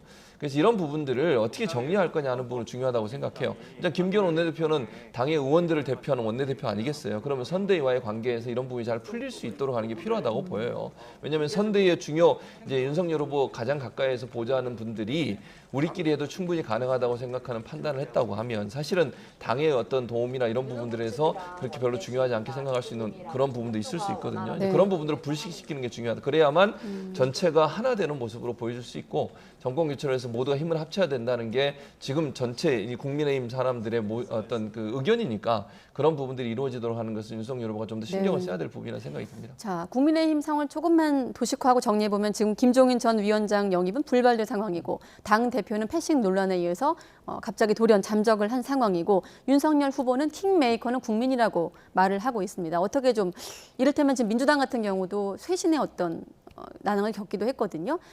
국민의힘 선대위 앞으로 어떻게 좀 순항할 거라고 보십니까? 킹메이커가 국민이라는 건 이제 저기 세종 갔을 때 청년들이 이제 뭐 김종인 위원장한테 끌려다니는 모습을 저기 뭐라고 하니까 이제 그에 대해서 이제 국민들이 킹메이커고 2030 세대가 킹메이커가 돼달라 이런 얘기를 한 거라고 보고요. 근데 그래도 김종인 위원장과 윤석열 후보의 어떤 거리가 당겨지진 않는 걸로 보이긴 하거든요. 그렇죠. 어차피 지금은 김종인 위원장님께서는 그 바로 합류하지 않을 거다 이런 게 전망을 하고 있기 때문에 네. 저는 뭐 나중에 위기 상황에서 얼마든지 요청할 수 있는 카드로 남겨두는 게 전략적으로 좀 맞다고 보고 네. 그다음에 이제 이준석 체제, 그러니까 이준석 당대표와의 관계는 아까 말씀드렸다시피 이거는 표하고 직결된 것뿐만이 아니라 당의 대표 아닙니까? 이 권위를 인정해야 돼요. 이걸 인정하지 않고 하면은 좀 문제가 심하게 될 거라고 보고 또 이준석 대표도 앞으로 사실 이번 당대표 이번에 대선이 본인의 정치 운명이 굉장히 중요합니다. 이번 대선에서 이기지 못하면 그 당대표를 물러나야 되고 그러면 정치적으로 위기에 올 수 있거든요. 그러나 이번에 잘 협력해서 대선 승리로 이끌면 이준석 당대표도 정치 앞길이 열리기 때문에 네. 좀 어느 정도 본인 스스로 좀 감정이 안 좋다 하더라도 수습하고 좀 복귀를 해야 된다고 보고 그리고 선대위는 이제 6명의 이제 그 본부장 체제로 해서 어느 정도 이제 골격은 갖췄기 때문에 좀 더 협력을 해서 어쨌든 뭐 쉽지는 않겠죠. 원래 선거라는 게 처음에 손발이 잘 안 맞다가 손발 맞출 때 되면 이제 선거 끝난다는 얘기를 하거든요. 그렇기 때문에 처음에 이제 구성하는 단계에서 민주당도 마찬가지고 이게 잡음이 생성될 수밖에 없습니다. 이런 과정을 겪어서 이제 12월 초에 선대위가 출범하면 그때부터는 정말 잡음 없이 정권 교체를 위한 어떤 선거에 매진을 해야 된다고 생각합니다. 네. 자, 앞서 그 홍준표 의원 청년의 꿈 청문 홍답 소개할 때 아마 오타가 있었던 것 같은데 저희가 정정한 내용이 있거든요. 다시 한번 좀 보여주시고. 네, 앞서 이제 당대표를 겉돌게 하면 대선을 좀 망친다 이렇게 거듭 경고했다 이런 내용이 있었거든요. 근데 아마 화면에 오타가 있었던 것 같습니다. 다시 한번 저희가 정정해서 다시 한번 보여드리도록 하고 어떻습니까? 지금 이준석 대표 같은 경우 최근에 어떤 논란이 있을 때마다 모두 발언 같은 거 했을 때 침묵하는 시위였는데 지금은 아예 잠적을 해버렸거든요. 짧게 여쭤보면 지금 중대 결심 관측을 놓고 여러 가지 좀 해석이 있는데 어떻게 좀 예상하십니까? 중대 결심. 저는 뭐 대표를 그만둔다거나 아니면 상임선대위원장 자리를 그만둘 가능성은 저는 낮다고 봐요. 그러니까 본인의 의사표현을 하는 방식이라고 보거든요. 네. 그러니까 윤석열 후보나 후보 측에 지금 이준석 대표가 이런 부분에 대한 불만이 있다는 것을 표출하는 방식인데 이 방식은 지금 뭐 제가 생각할 때는 그렇다고 해서 완전히 그냥 상임선대위원장 자리도 그만두고 대표도 그만두고 나오는 그런 모습까지는 가지 않을 거예요. 다만 중요한 건 이제 후보 측과 대표 측이 어떻게 그런 합의를 이끌어내느냐 하는 문제라고 저는 보는데 시간이 길어지면 길어질수록 윤석열 후보에게 마이너스예요. 저는 그렇게 보기 때문에 윤석열 후보가 빠른 시간 안에 이 문제를 해결하는데 적극적으로 나서지 않으면 본인한테 별로 좋은 영향을 미치지 않을 것이다. 그렇게 생각합니다. 네, 앞서 저희가 자막으로 내용이 홍준표 국민의당 의원으로 나갔었나 봅니다. 홍준표 국민의당 의원으로 정정을 하겠고, 자 교수님께 같은 국민의힘 의원으로 정정을 하겠고, 어떻게 좀 중대 결심 어떻게 예상할 수 있을까요? 저는 이제 이준석 대표랑 제가 단식 농성을 같이 한번 한 적이 있었는데 저는 힘이 들어서 빨리 그만두려고 그랬더니 본인이 11일을 끌고 가더라고요. 그래서 이 보통 이게 청년이라고 해서 우습게 보면 안 된다. 굉장히 독하고 매운맛이 있는 그 정치인이다 이런 생각을 하고 있습니다. 그래서 쉽게 본인이 이렇게 뒤집어서 다시 들어오고 이런 이제 하지는 않을 거라고 보고 어떤 계기와 동기를 가지고 입장이 정리돼야 들어올 거라 생각을 하기 때문에 네. 저는 윤석열 대표 측에서 윤석열 후보 측에서 어느 정도의 절충안과 타협안을 좀 만들어서 앞으로 당 대표의 권위도 좀 인정해 주면서 그리고 선대위를 끌고 갈 수 있는 그런 운영 방안에 대한 내부적인 고민과 검토가 있어야 되지 않겠나 이런 생각합니다. 네, 알겠습니다. 자, 이번엔 각 후보들의 행보를 좀 살펴보도록 하겠습니다. 먼저 윤석열 후보, 대전과 세종시를 좀 훑었는데 충북 청주에서 이틀차 일정을 이어갔습니다. 아무래도 청년에 좀 집중하고 있습니다. 네, 그렇습니다. 역시나? 청년층을 집중적으로 공략을 하죠. 지금 현재 이재명 후보나 윤석열 후보나 청년층의 지지가 절대적으로 필요한 상황이거든요. 20, 30대의 마음이 완전히 한쪽으로 마음을 주지 않고 있는 상황이에요. 그러다 보니까 청년들을 만나서 청년들을 위한 여러 가지 정책들을 하겠다고 얘기를 하고 있고 청년의 표심을 끌어오기 위해서 양측 다 노력을 하고 있는 상황이라고 볼 수 있을 것 같은데 네.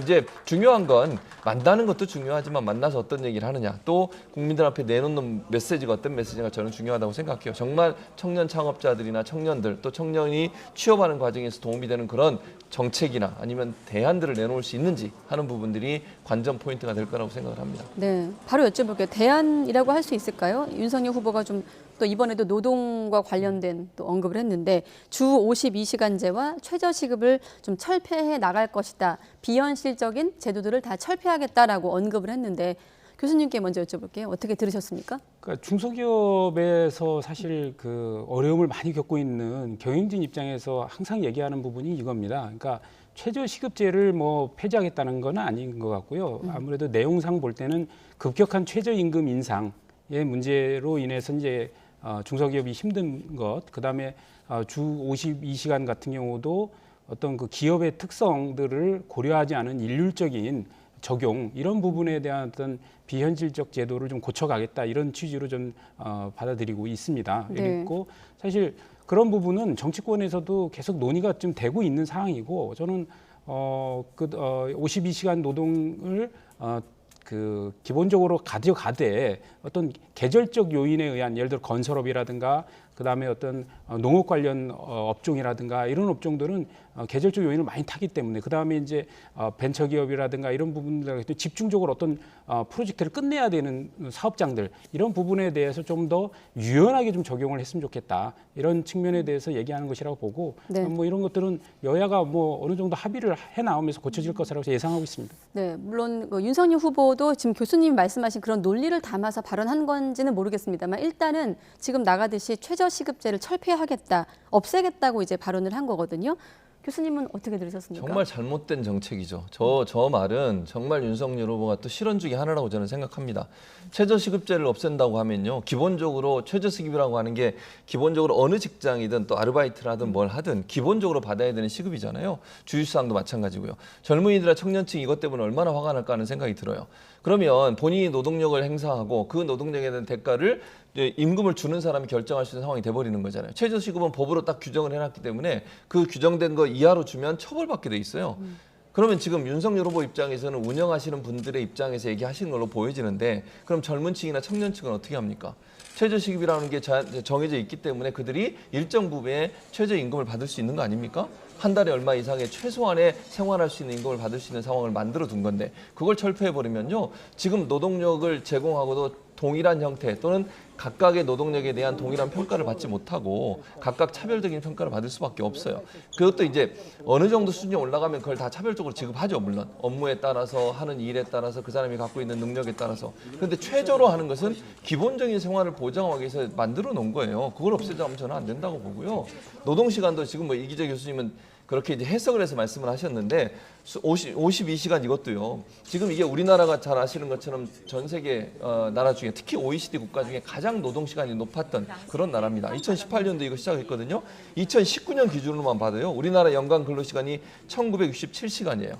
OECD 평균으로 보면 1726시간이거든요. 네. 밑에서 그러니까 241시간 평균보다 241시간이 더 많고요. OECD 내 멕시코가 제일 아래고 그다음에 우리였어요. 제일 많이 근로를 하고. 그러니까 선진국으로 가고 있고 세계 10위권의 경제 대국인데 노동자들의 노동은 계속되고 있습니다. 이거 막아주자고 52시간 만든 거잖아요. 그러니까 정말 지금 말씀하신 이재 교수 말씀하신 것처럼 특수 업무에 대해서 이런 부분을 이렇게 좀 조정해 보면 어떻겠습니까? 이렇게 얘기했으면 이해가 될 것 같아요.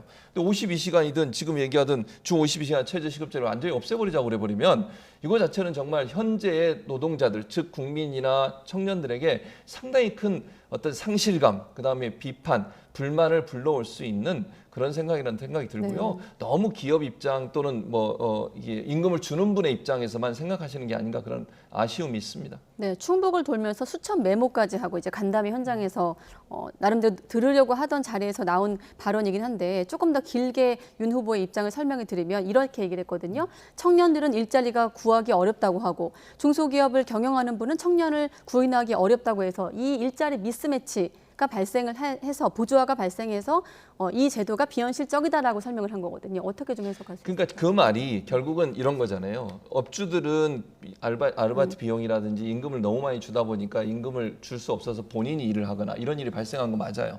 그런 부분이 일부에서 발생하고 있죠. 그렇다고 해서 그러면 아주 값싼 노동력을 계속 젊은이들한테 너희는 그렇게 값싼 노동력을 값싼 돈을 받고 노동력을 제공해야 돼 이렇게 해야 됩니까? 저는 그건 아니라고 봅니다.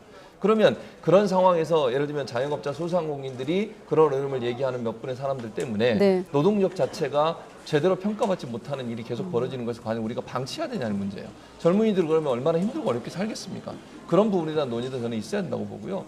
52시간 문제도 지난번에 주 120시간 일해야 된다는 얘기를 해가지고 논란이 한번 됐지 않습니까? 네. 물론 집중적으로 일하는 업체들이 있을 거라고 저는 봅니다. 특히 또 이제 노동 현장 같은 경우, 예를 들면 건설 현장 같은 경우는 겨울보다는 여름에 훨씬 더 일을 많이 하죠. 그래서 정부도 이 52시간 제도 하면서 6개월인가 집중적으로 일하고 52시간 평균적에 그렇게 하고 또 겨울에는 조금 더 적게 일하고 이렇게 만들어 놓은 제도도 있어요, 현재.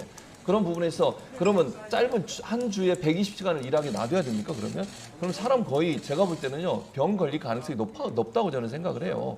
그런 부분도 보완해야 돼요. 그러니까 우리가 경제적인 부분에 있어서 뭐 좀 이런 요소를 좀 바꿔달라고 요구하는 요소도 있지만 그것과 근로자들의 건강이나 생활이나 국민의 건강, 삶과 생활의 어떤 조화 이런 부분도 함께 고려해야 되는 거 아닙니까? 네. 그게 선진국으로 가는 방법이라는 생각이 들기 때문에 본인이 얘기하시는 부분은 조절하는 부분에 있어서 이렇게 하자고 제안하는 것은 제가 뭐 어느 정도 이해를 하겠지만 이 부분에 대해서 너무 급격하게 지금까지 이루어진 것을 뒤집어 엎거나 아니면 철폐하는 쪽으로 가는 것은 바람직하지 않다고 네. 봅니다. 아시겠지만 정의당 심상정 대선 후보의 1호 공약이 주사일제 아니겠습니까? 또 대비되는 측면도 있는데 아무튼 주 52시간 제도도 사실 앞서 설명 나간 대로 2018년도에 이제 만들어졌는데 임금 조정이라든지 뭐 말씀하신 대로 휴무일 또 세부적인 조건에서 좀 이해관계가 다르기 때문에 사회적인 합의가 굉장히 필요한 대목 아니겠습니까? 자, 일단 윤석열 후보가 화두를 던졌습니다. 뭐 앞으로 어떻게 수정할지 모르겠습니다만 정책으로 연결이 될까요? 그러니까 지금 이제 윤석열 후보의 얘기를 이제 추가적인 이제 브리핑을 좀 들어봐야 될 것 같은데 네. 일단 이게 간담회 속에서 얘기 나온 거라 저는 그 최저 시급제를 폐지하겠다는 얘기는 그 말이 안 되는 얘기이기 때문에 그건 그 잘못 표현하셨다. 저는 최저임금 급격한 최저임금에 대한 문제를 제기하셨다 이렇게 보고 예. 그다음에 52시간 노동 같은 경우는 그렇습니다. 보면은 사실 뭐 우리가 생산력이 더 높아지면 주 4일제로 가야 되고 더 나아지면 주 3일제로 가야 되지 않겠습니까? 근데 우리 사회가 버티는 수 있는 게 과연 주 52시간이 가능하겠냐에 대해서는 사실 좀 이견이 많이 왔었어요. 있어 왔었고 그래서 이걸 적용할 때도 단계적으로 뭐 50인 이상 사업장부터 적용하고 그다음에 5인 이상 사업장으로 이렇게 단계적으로 온 거거든요. 그래서 지금 했는데 일단 전반적으로 저는 좀 안정되어 가고 있다는 느낌은 있고 그럼에도 불구하고 일부 중소기업 아주 작은 사업장 같은 경우 굉장히 어려움을 호소하고 있고 왜냐하면 경영의 문제에서 여러 가지 이제 근로자의 시간이 줄면은 결국 생산 물품이 많이 줄지 않습니까? 그리고 네. 또 근로자는 근로자대로 시간이 줄으니까 임금이 또 주는 그 상황이 발생을 해요. 그래서 누구에게 과연 이게 이익이 있는 것이냐 이런 문제에 대해서 우리가 뭐 과거같이 막 68시간 일하던 시절로 돌아가지 않는 그러니까 그런 정도의 과한 노동이 아니라면 노동 시간을 너무 급격하게 또 줄여가는 것 또한 이게 근로자들한테도 피해가 갈 수 있다 이런 점을 좀 고려해서 어떤 그 산업 그 직종에 따라서 그다음에 노동자의 어떤 그 본인의 의지와 욕구 그런 것도 반영하면서 좀 타협할 수 있는 길을 찾자 이런 취지라고 생각을 하기 때문에 좀 보완해서 말씀드립니다. 그러니까 저는 이제 그 부분에서 한 가지만 더 얘기하면 타협점을 찾는 것은 필요하다고 봐요. 논의를 해보서 이런 부분에서 이런 부분을 보완해 가자. 근데 이제 한 가지만 제가 말씀을 드리면 이 노동 시간이 너무 많아서 과로사로 사망하신 분들이 계속 나오고 있습니다. 지금도. 그걸 우리가 본다고 하면 그 물론 돈 때문에 열심히 일하고 그렇게 자기가 알아서 일했는데 그걸 뭐라고 얘기할 수 있냐 이렇게 얘기하면 저는 아니라고 보고요. 특히 이제 택배 노동자들 중에 과로사로 사망하신 분들이 있잖아요. 그런 분들을 보면 그렇게 과로사에서 사망하는 것까지 그냥 국가가 가만 놔둬야 되느냐. 저는 좀 아니라고 봅니다. 그런 부분에 있어서는 국민적인 어떤 합의를 윤석열 후보가 잘 들었으면 좋겠습니다. 네. 알겠습니다. 뭐 한국 사회가 장시간 노동에 시달리고 있다는 뭐 통계는 여러 확인이 됐습니다만 말씀하신 대로 또 오늘 발언 이후 아마 노동계에서도 반응이 나올 것 같은데 추가해서 또 윤석열 후보가 어떻게 또 설명하고 해명할지 한번 지켜보도록 하겠습니다. 자, 이재명 후보 행보도 한번 보도록 하겠습니다. 일단 이재명 캠프 1호 영입 인재로 앞서 저희가 리포트로 소개를 했습니다만 30대 82년생 워킹맘 군사전략가 조동현 교수를 영입했거든요. 어떻게 평가하십니까? 저는 뭐 어쨌든 현재로 봤을 때는 청년, 여성, 그다음에 미래에 대한 이제 컨셉을 이제 가져가는 차원에서 인사 영입이라고 보여지고요. 근데 저는 이제 그 조동현 교수뿐만 아니라 이번에 이제 국민의힘에서도 이제 이수정 교수를 이제 영입을 했는데 그 영입을 하면 이제 항상 그 인재 영입 이후에 두 가지가 이제 들거든요. 첫 번째는 뭐냐면 그 인재 영입한 분들의 과거가 털립니다. 예를 들어서 전에는 이제 정치권에 없었기 때문에 그분의 어떤 뭐 과거의 삶이라든가 발언들이 그게 크게 문제가 안 되지만 이제 교수라 하더라도 선출직으로 어디 출마하지 않는다 하더라도 선대위에 정치에 참여해서 위원장을 맡았다는 건 정치를 하는 것이거든요. 그렇기 때문에 과거에 어떤 길을 걸어왔는지가 아마 이게 영입 이후에 여러 언론에서 또 국민들 관심 속에서 이제 조명을 받으면서 이제 드러날 텐데 그걸 과연 버틸 수 있는지. 그다음에 두 번째는 이분들이 이제 과거에 얘기했던 거는 상관이 없더니 이제는 본인이 이제 그 선대위 관계자로서 말을 하게 되면 이게 어떤 그 과거에 학자로서 얘기하는 거와 달리 어떤 누군가에게 상처를 주거나 피해를 주거나 이럴 수가 있는 거거든요. 그러면 그게 구설수에 오르거든요. 이 두 가지 시험대를 통과해 봐야 이분이 진짜 제대로 된 영입이냐 아니냐를 판단할 수 있을 것 같고 지금 현재는 일단 양 진영 다 두 분의 뭐 교수들이 어느 장단점을 갖고 있는 분들을 영입해서 국민적 이미지를 개선하려고 하는구나. 이 정도 수준에서 평론할 수 있을 것 같습니다. 뭐 지금 두 교수라고 말씀하신 건 이제 국민의힘에 합류한 이수정 교수까지 포함해서 말씀하셨는데 그럼 바로 여쭤보죠. 이걸 가지고 지금 최백은 건국대 교수가 또 SNS에 사진을 이분할한 사진을 올렸나요? 네, 차이점 이렇게 올렸다가 물론 이제 두 번에 걸쳐 또 해명의 글을 올리기도 했습니다만 어떻게 좀 보셨습니까? 그러니까 이게 차이는 이렇게만 올렸었거든요 처음에. 그러다 보니까 논란이 많았고 그러니까 어제 하루 종일 화제가 된 양 후보의 영입 인사 내놓는 후보들의 뭐 지향 가치 차이가 보인다 이렇게 이제 달았는데 뭐 그러니까 처음부터 저렇게 달아서 했으면 다 저 좋을 뻔했는데 어쨌든 차이는 이라면 올려놓으니까. 그리고 사진 두 개를 딱 올려놨잖아요. 그러다 보니까 이제 여러 가지 해석이 나오는 거죠.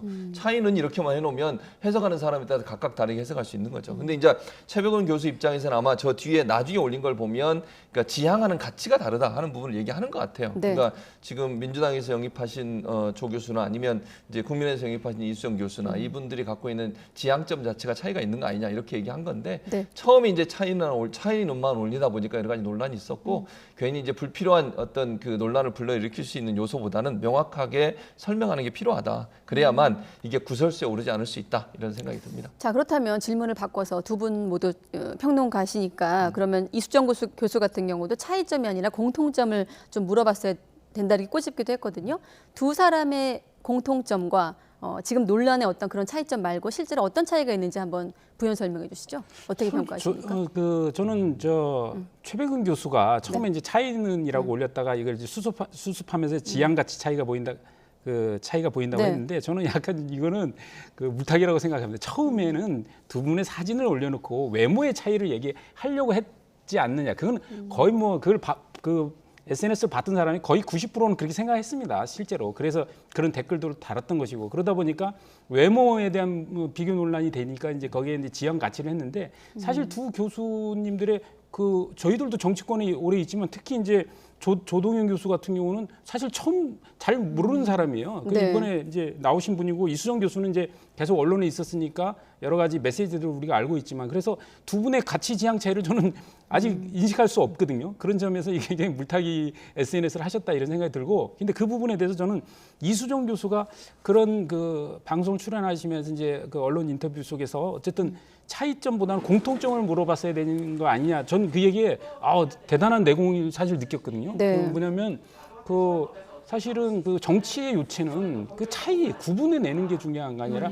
사실 공통점을 찾아 나가는 그 묘미거든요. 그래서 그 정치도 합의를 도출해 나가는 것이고, 특히 우리 이수정 교수 같은 경우는 그 사실 그 여성운동, 그다음에 범죄 피해에 의한 여성들을 보호하기 위해서 많이 애를 쓰셨는데, 예. 그러면서 이제 페미 논쟁에도 이제 그 논쟁 지점에 들어가셨던 거 아닙니까? 그런 측면에서 보면 사실 2030을 바라보면서 이제 그 지금은 이제 페미냐 반페미냐도 이준석 우리 당대표가 얘기했던 부분도 약간 미묘한 게 그런 게 있는 건데, 네. 남녀 그 시각차가 굉장히 크지 않습니까? 이런 점도 저는 이수정 그 교수 같이 어떤 공통점을 찾아가는, 그러니까 2030 세대의 전체적인 공통점으로서 그들이 갖고 있는 기회 박탈이나 여러 가지 어떤 사회적인 그 차별이라든가 이런 거에 대응을 해야지, 네. 그 안에서도 이렇게 남녀의 차이를 구분해내는 건 좋지 않다. 이런 철학과 시각이 오히려 이런 그 SNS 상에서의 그 사진을 띄워놨을 때도 차이점보다는 공통점을 찾아라, 이런 아주 좋은 우문의 현답으로 대답한 게 아니라 이런 판단을 했습니다. 네. 자, 공통점 말씀하셨는데 양 후보 간의 지금 공통점은 2030 세대 표심 잡기에 집중하는 것 아니겠습니까? 이재명 후보 발언도 한번 들어봐야 될 텐데요. 청년 창업가를 만난 자리에서 나온 발언입니다. 잠깐 듣도록 하겠습니다. 자본시장이 이 주가 조작이나 하고 말이에요. 누가 그 무서워가지고 투자하겠어. 펀드 사기나 치고 이러니까. 자, 말씀드린 대로 2030 세대 표심 잡기에 집중하고 있는데 어떻습니까? 지금 윤 후보도 이 후보에 맞서서 청년 보좌의 공개 모집을 시작하기도 했거든요. 선대위 어떤 확장성이라고 해야 될까요? 지금 누가 조금 앞서고 있다고 보십니까? 지금 현재는 민주당이 훨씬 앞서고 있죠. 현재 상황으로 보면 네. 뭐 추후에 어떻게 될지 모르겠습니다. 왜냐하면 일단 국민의힘이 나중에 출발했고, 그다음에 국민의힘은 현재 선대위에 보면 참신한 인물이 없잖아요, 거의. 뭐 이수정 교수 정도라고 말씀을 드릴 수 있을 것 같고, 아직까지는 없어요. 그러니까 윤석열 후보 측에서도 그 부분에 대한 어떤 필요성을 느낀 것 같아요. 민주당 같은 경우에 잘 아시는 것처럼 처음에 선대위 만들었다가 논란이 많아서 거의 해체 수준으로 쇄신을 하고 새로운 인물도 계속 영입하잖아요. 네. 심지어는 고3 학생, 18살 고3 학생을 선대위원장으로 임명을 했습니다.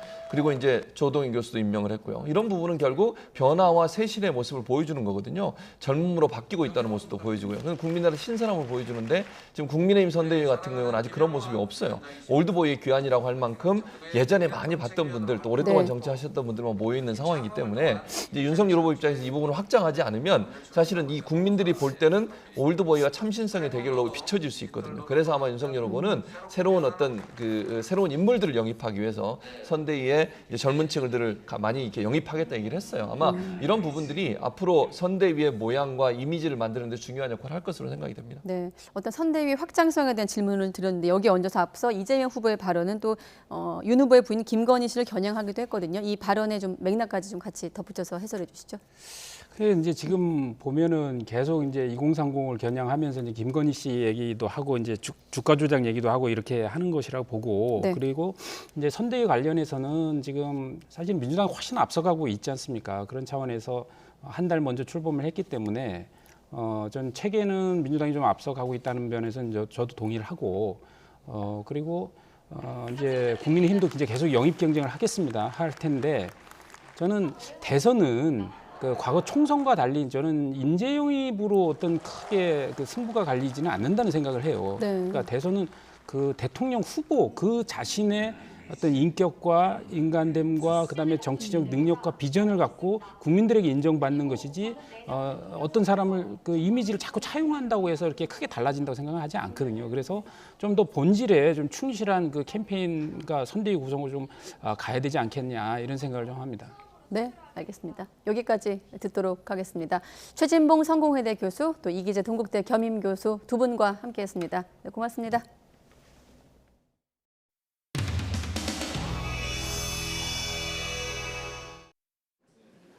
지금부터 제20대 대통령 선거 제1차 중앙선거대책위원회를 시작하겠습니다. 예, 오늘 많은 분들이 계시기 때문에 짧게 하겠습니다. 우리 모두에게 누운이 함께하기를 기원합니다. 김기현 선거대책위원.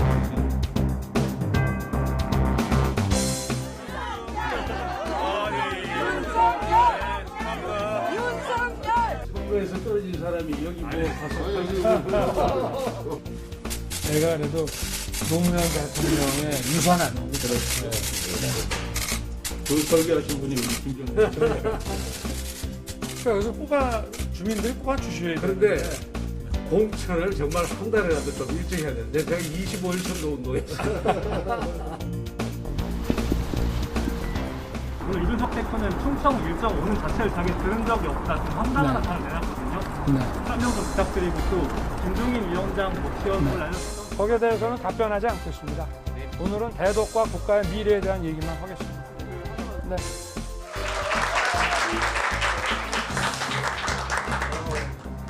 특히 우리 후보 같은 경우에는 기본적으로 지금까지 검찰 공무원으로 계속 근무해오면서 정치를 잘 모릅니다.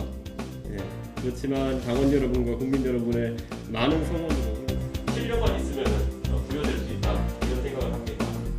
그 외에도 지금 고래 싸움이 터지면 새우는 도망가야 됩니다. 고래 싸움에 새우는 도망가야 된다고 그냥 아무 말 안 하지 않습니까? 예. 새우는 그런 언급하는 사람이 아닙니다. 예, 그거는 당연히 고래들끼리 알아서 하는 거고. 예. 사회를 중장년층이 되면 자기는 다 바꿔왔다고 하지만 그들이 바라보는 사회라고 하는 건 우리 청년들이 얼마나 똑똑한데 그 머리도 별로 안 좋은 기성세대가 그 청년 표심 잡겠다고 한다고 그게 오는 것도 아니고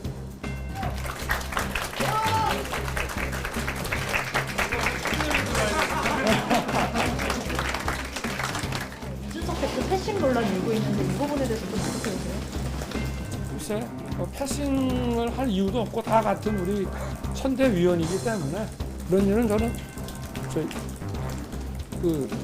있을 수 없다고 저는 생각합니다. 네, 이 정도로 하겠습니다. 대면이 앞뒤가 맞지 않아서 의혹과 불신을 키우고 있습니다. 그래서 국민의힘은 이미 청년의 당이 됐습니다. 윤석열 정부에서 이런 주제는 제가 새우는 입이 없어. 새우는 입이 없어. 새우는 입이 없어.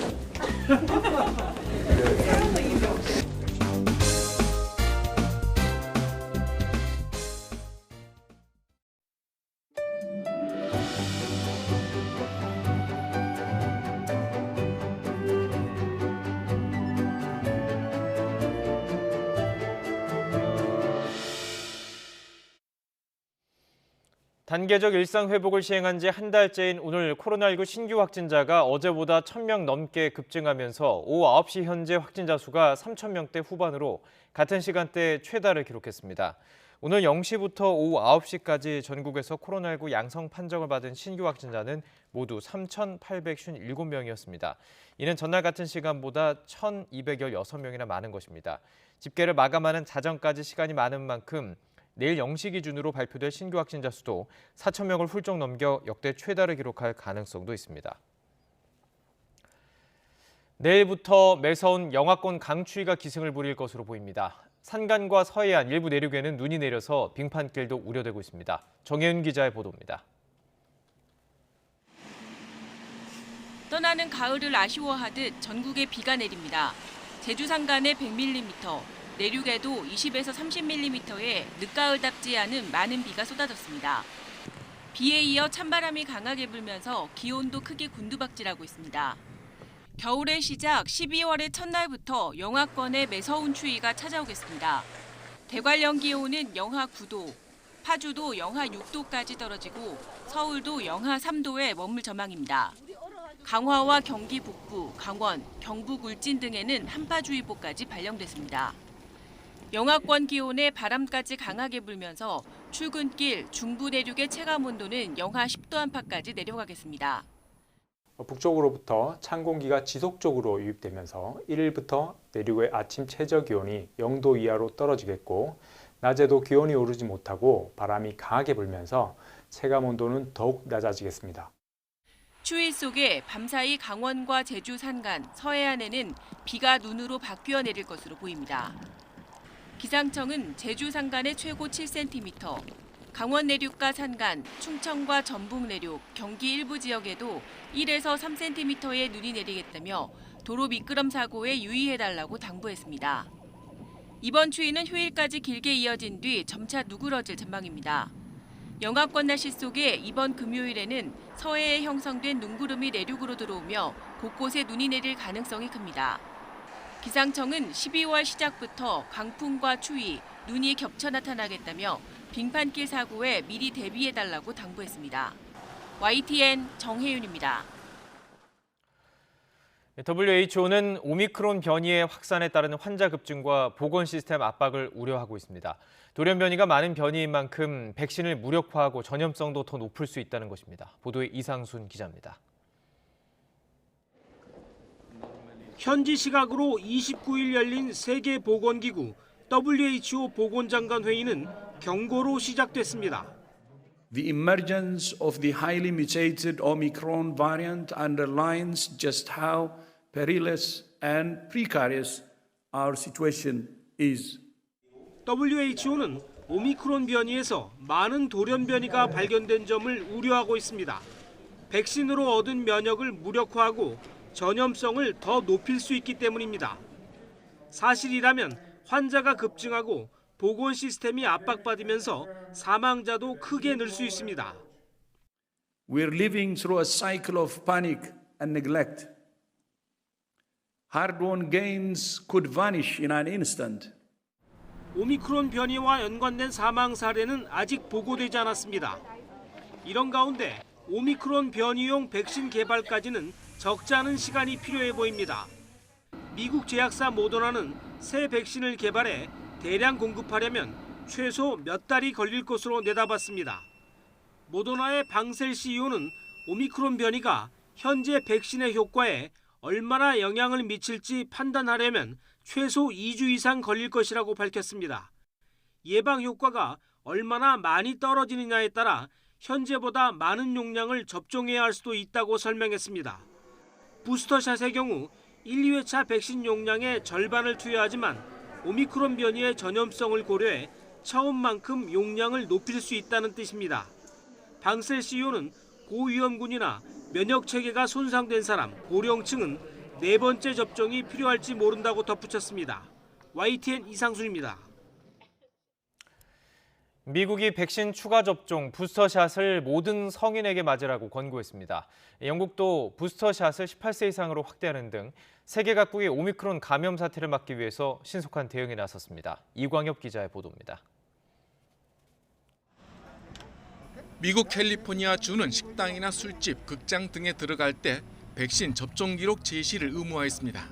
미국에서도 오미크론 감염 발생이 시간 문제로 여겨지는 가운데 매우 강력한 방역 조치가 나온 겁니다. Yeah, I feel more safety because if you know, like most people they are vaccinated, like people who are comes here in the restaurant, they also feel more safe. 오미크론 감염 확산 우려가 커지자 미국 질병통제예방센터는 모든 미국 성인이 추가 접종을 맞아야 한다고 권고 수준을 더 높였습니다. 종전에는 부스터샷이 50세 이상 연령대로 제한됐습니다.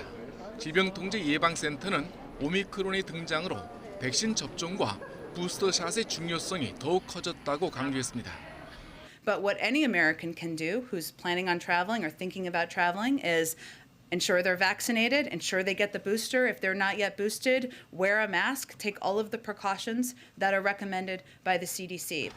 영국과 덴마크도 부스터샷 대상을 18세 이상 모든 성인으로 확대했습니다.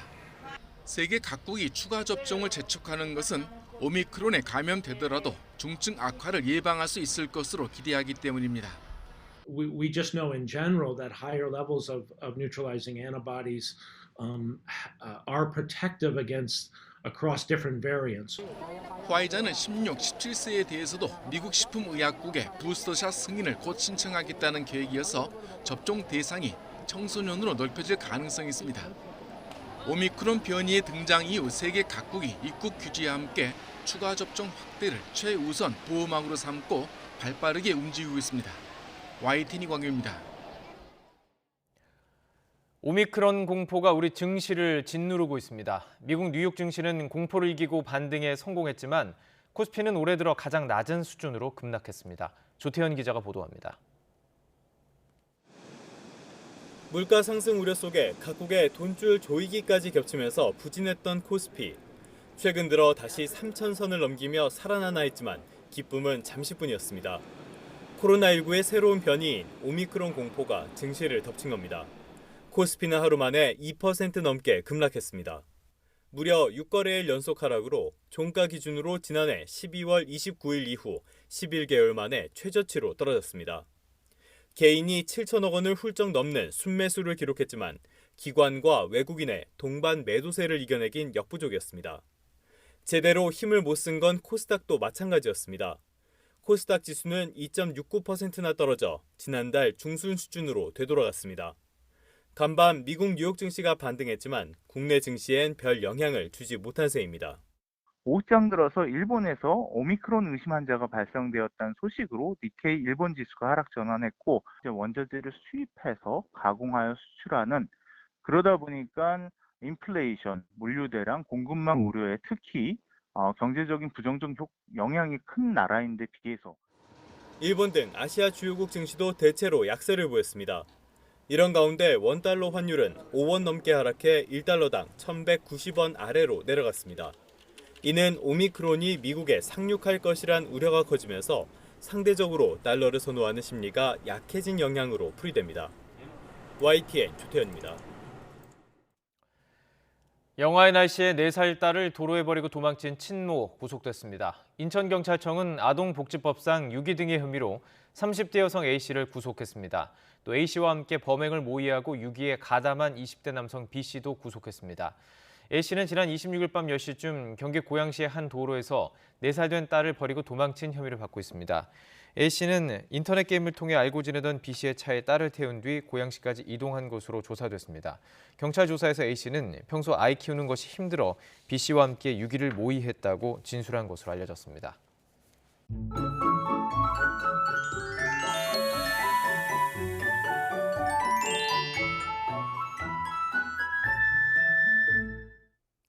(12월의) 첫날이자 겨울의 시작부터 강추비가 찾아옵니다. 경기 북부와 강원, 경북 울진에 한파주의보가 내려진 가운데 내일 서울 아침 기온이 영하 3도, 대관령 영하 9도, 대전 영하 1도, 안동 영하 4도까지 떨어지는 등 오늘보다 3도에서 많게는 10도 이상 낮아지겠고 찬바람이 매우 강하게 불며 체감 온도는 영하 10도 안팎으로 더 크게 떨어지겠습니다. 낮 동안에도 서울 기온이 2도, 대전 4도, 광주 5도, 부산 8도에 머무는 등 오늘보다 3도에서 9도가량 낮겠고 체감 온도는 계속해서 영하권을 유지하는 곳이 많겠습니다. 종일 보온에 신경 써주시기 바랍니다. 충청 내륙은 내일 새벽까지, 영남 내륙은 오전까지, 충남 서해안과 호남, 제주도는 오후까지 비나 눈이 내리겠습니다. 비의 양은 5mm 안팎이 되겠고 제주 산간에는 최고 7cm, 다른 지역에는 1에서 3cm의 눈이 예상됩니다. 모레는 이번 추위가 절정에 이르겠고 금요일에는 중서부와 호남에 비나 눈이 내리면서 영하권 추위가 잠시 주춤할 전망입니다. 날씨 정보였습니다. 네, 이상으로 YTN 뉴스나이트 마치겠습니다. 네, 함께해 주신 여러분 고맙습니다.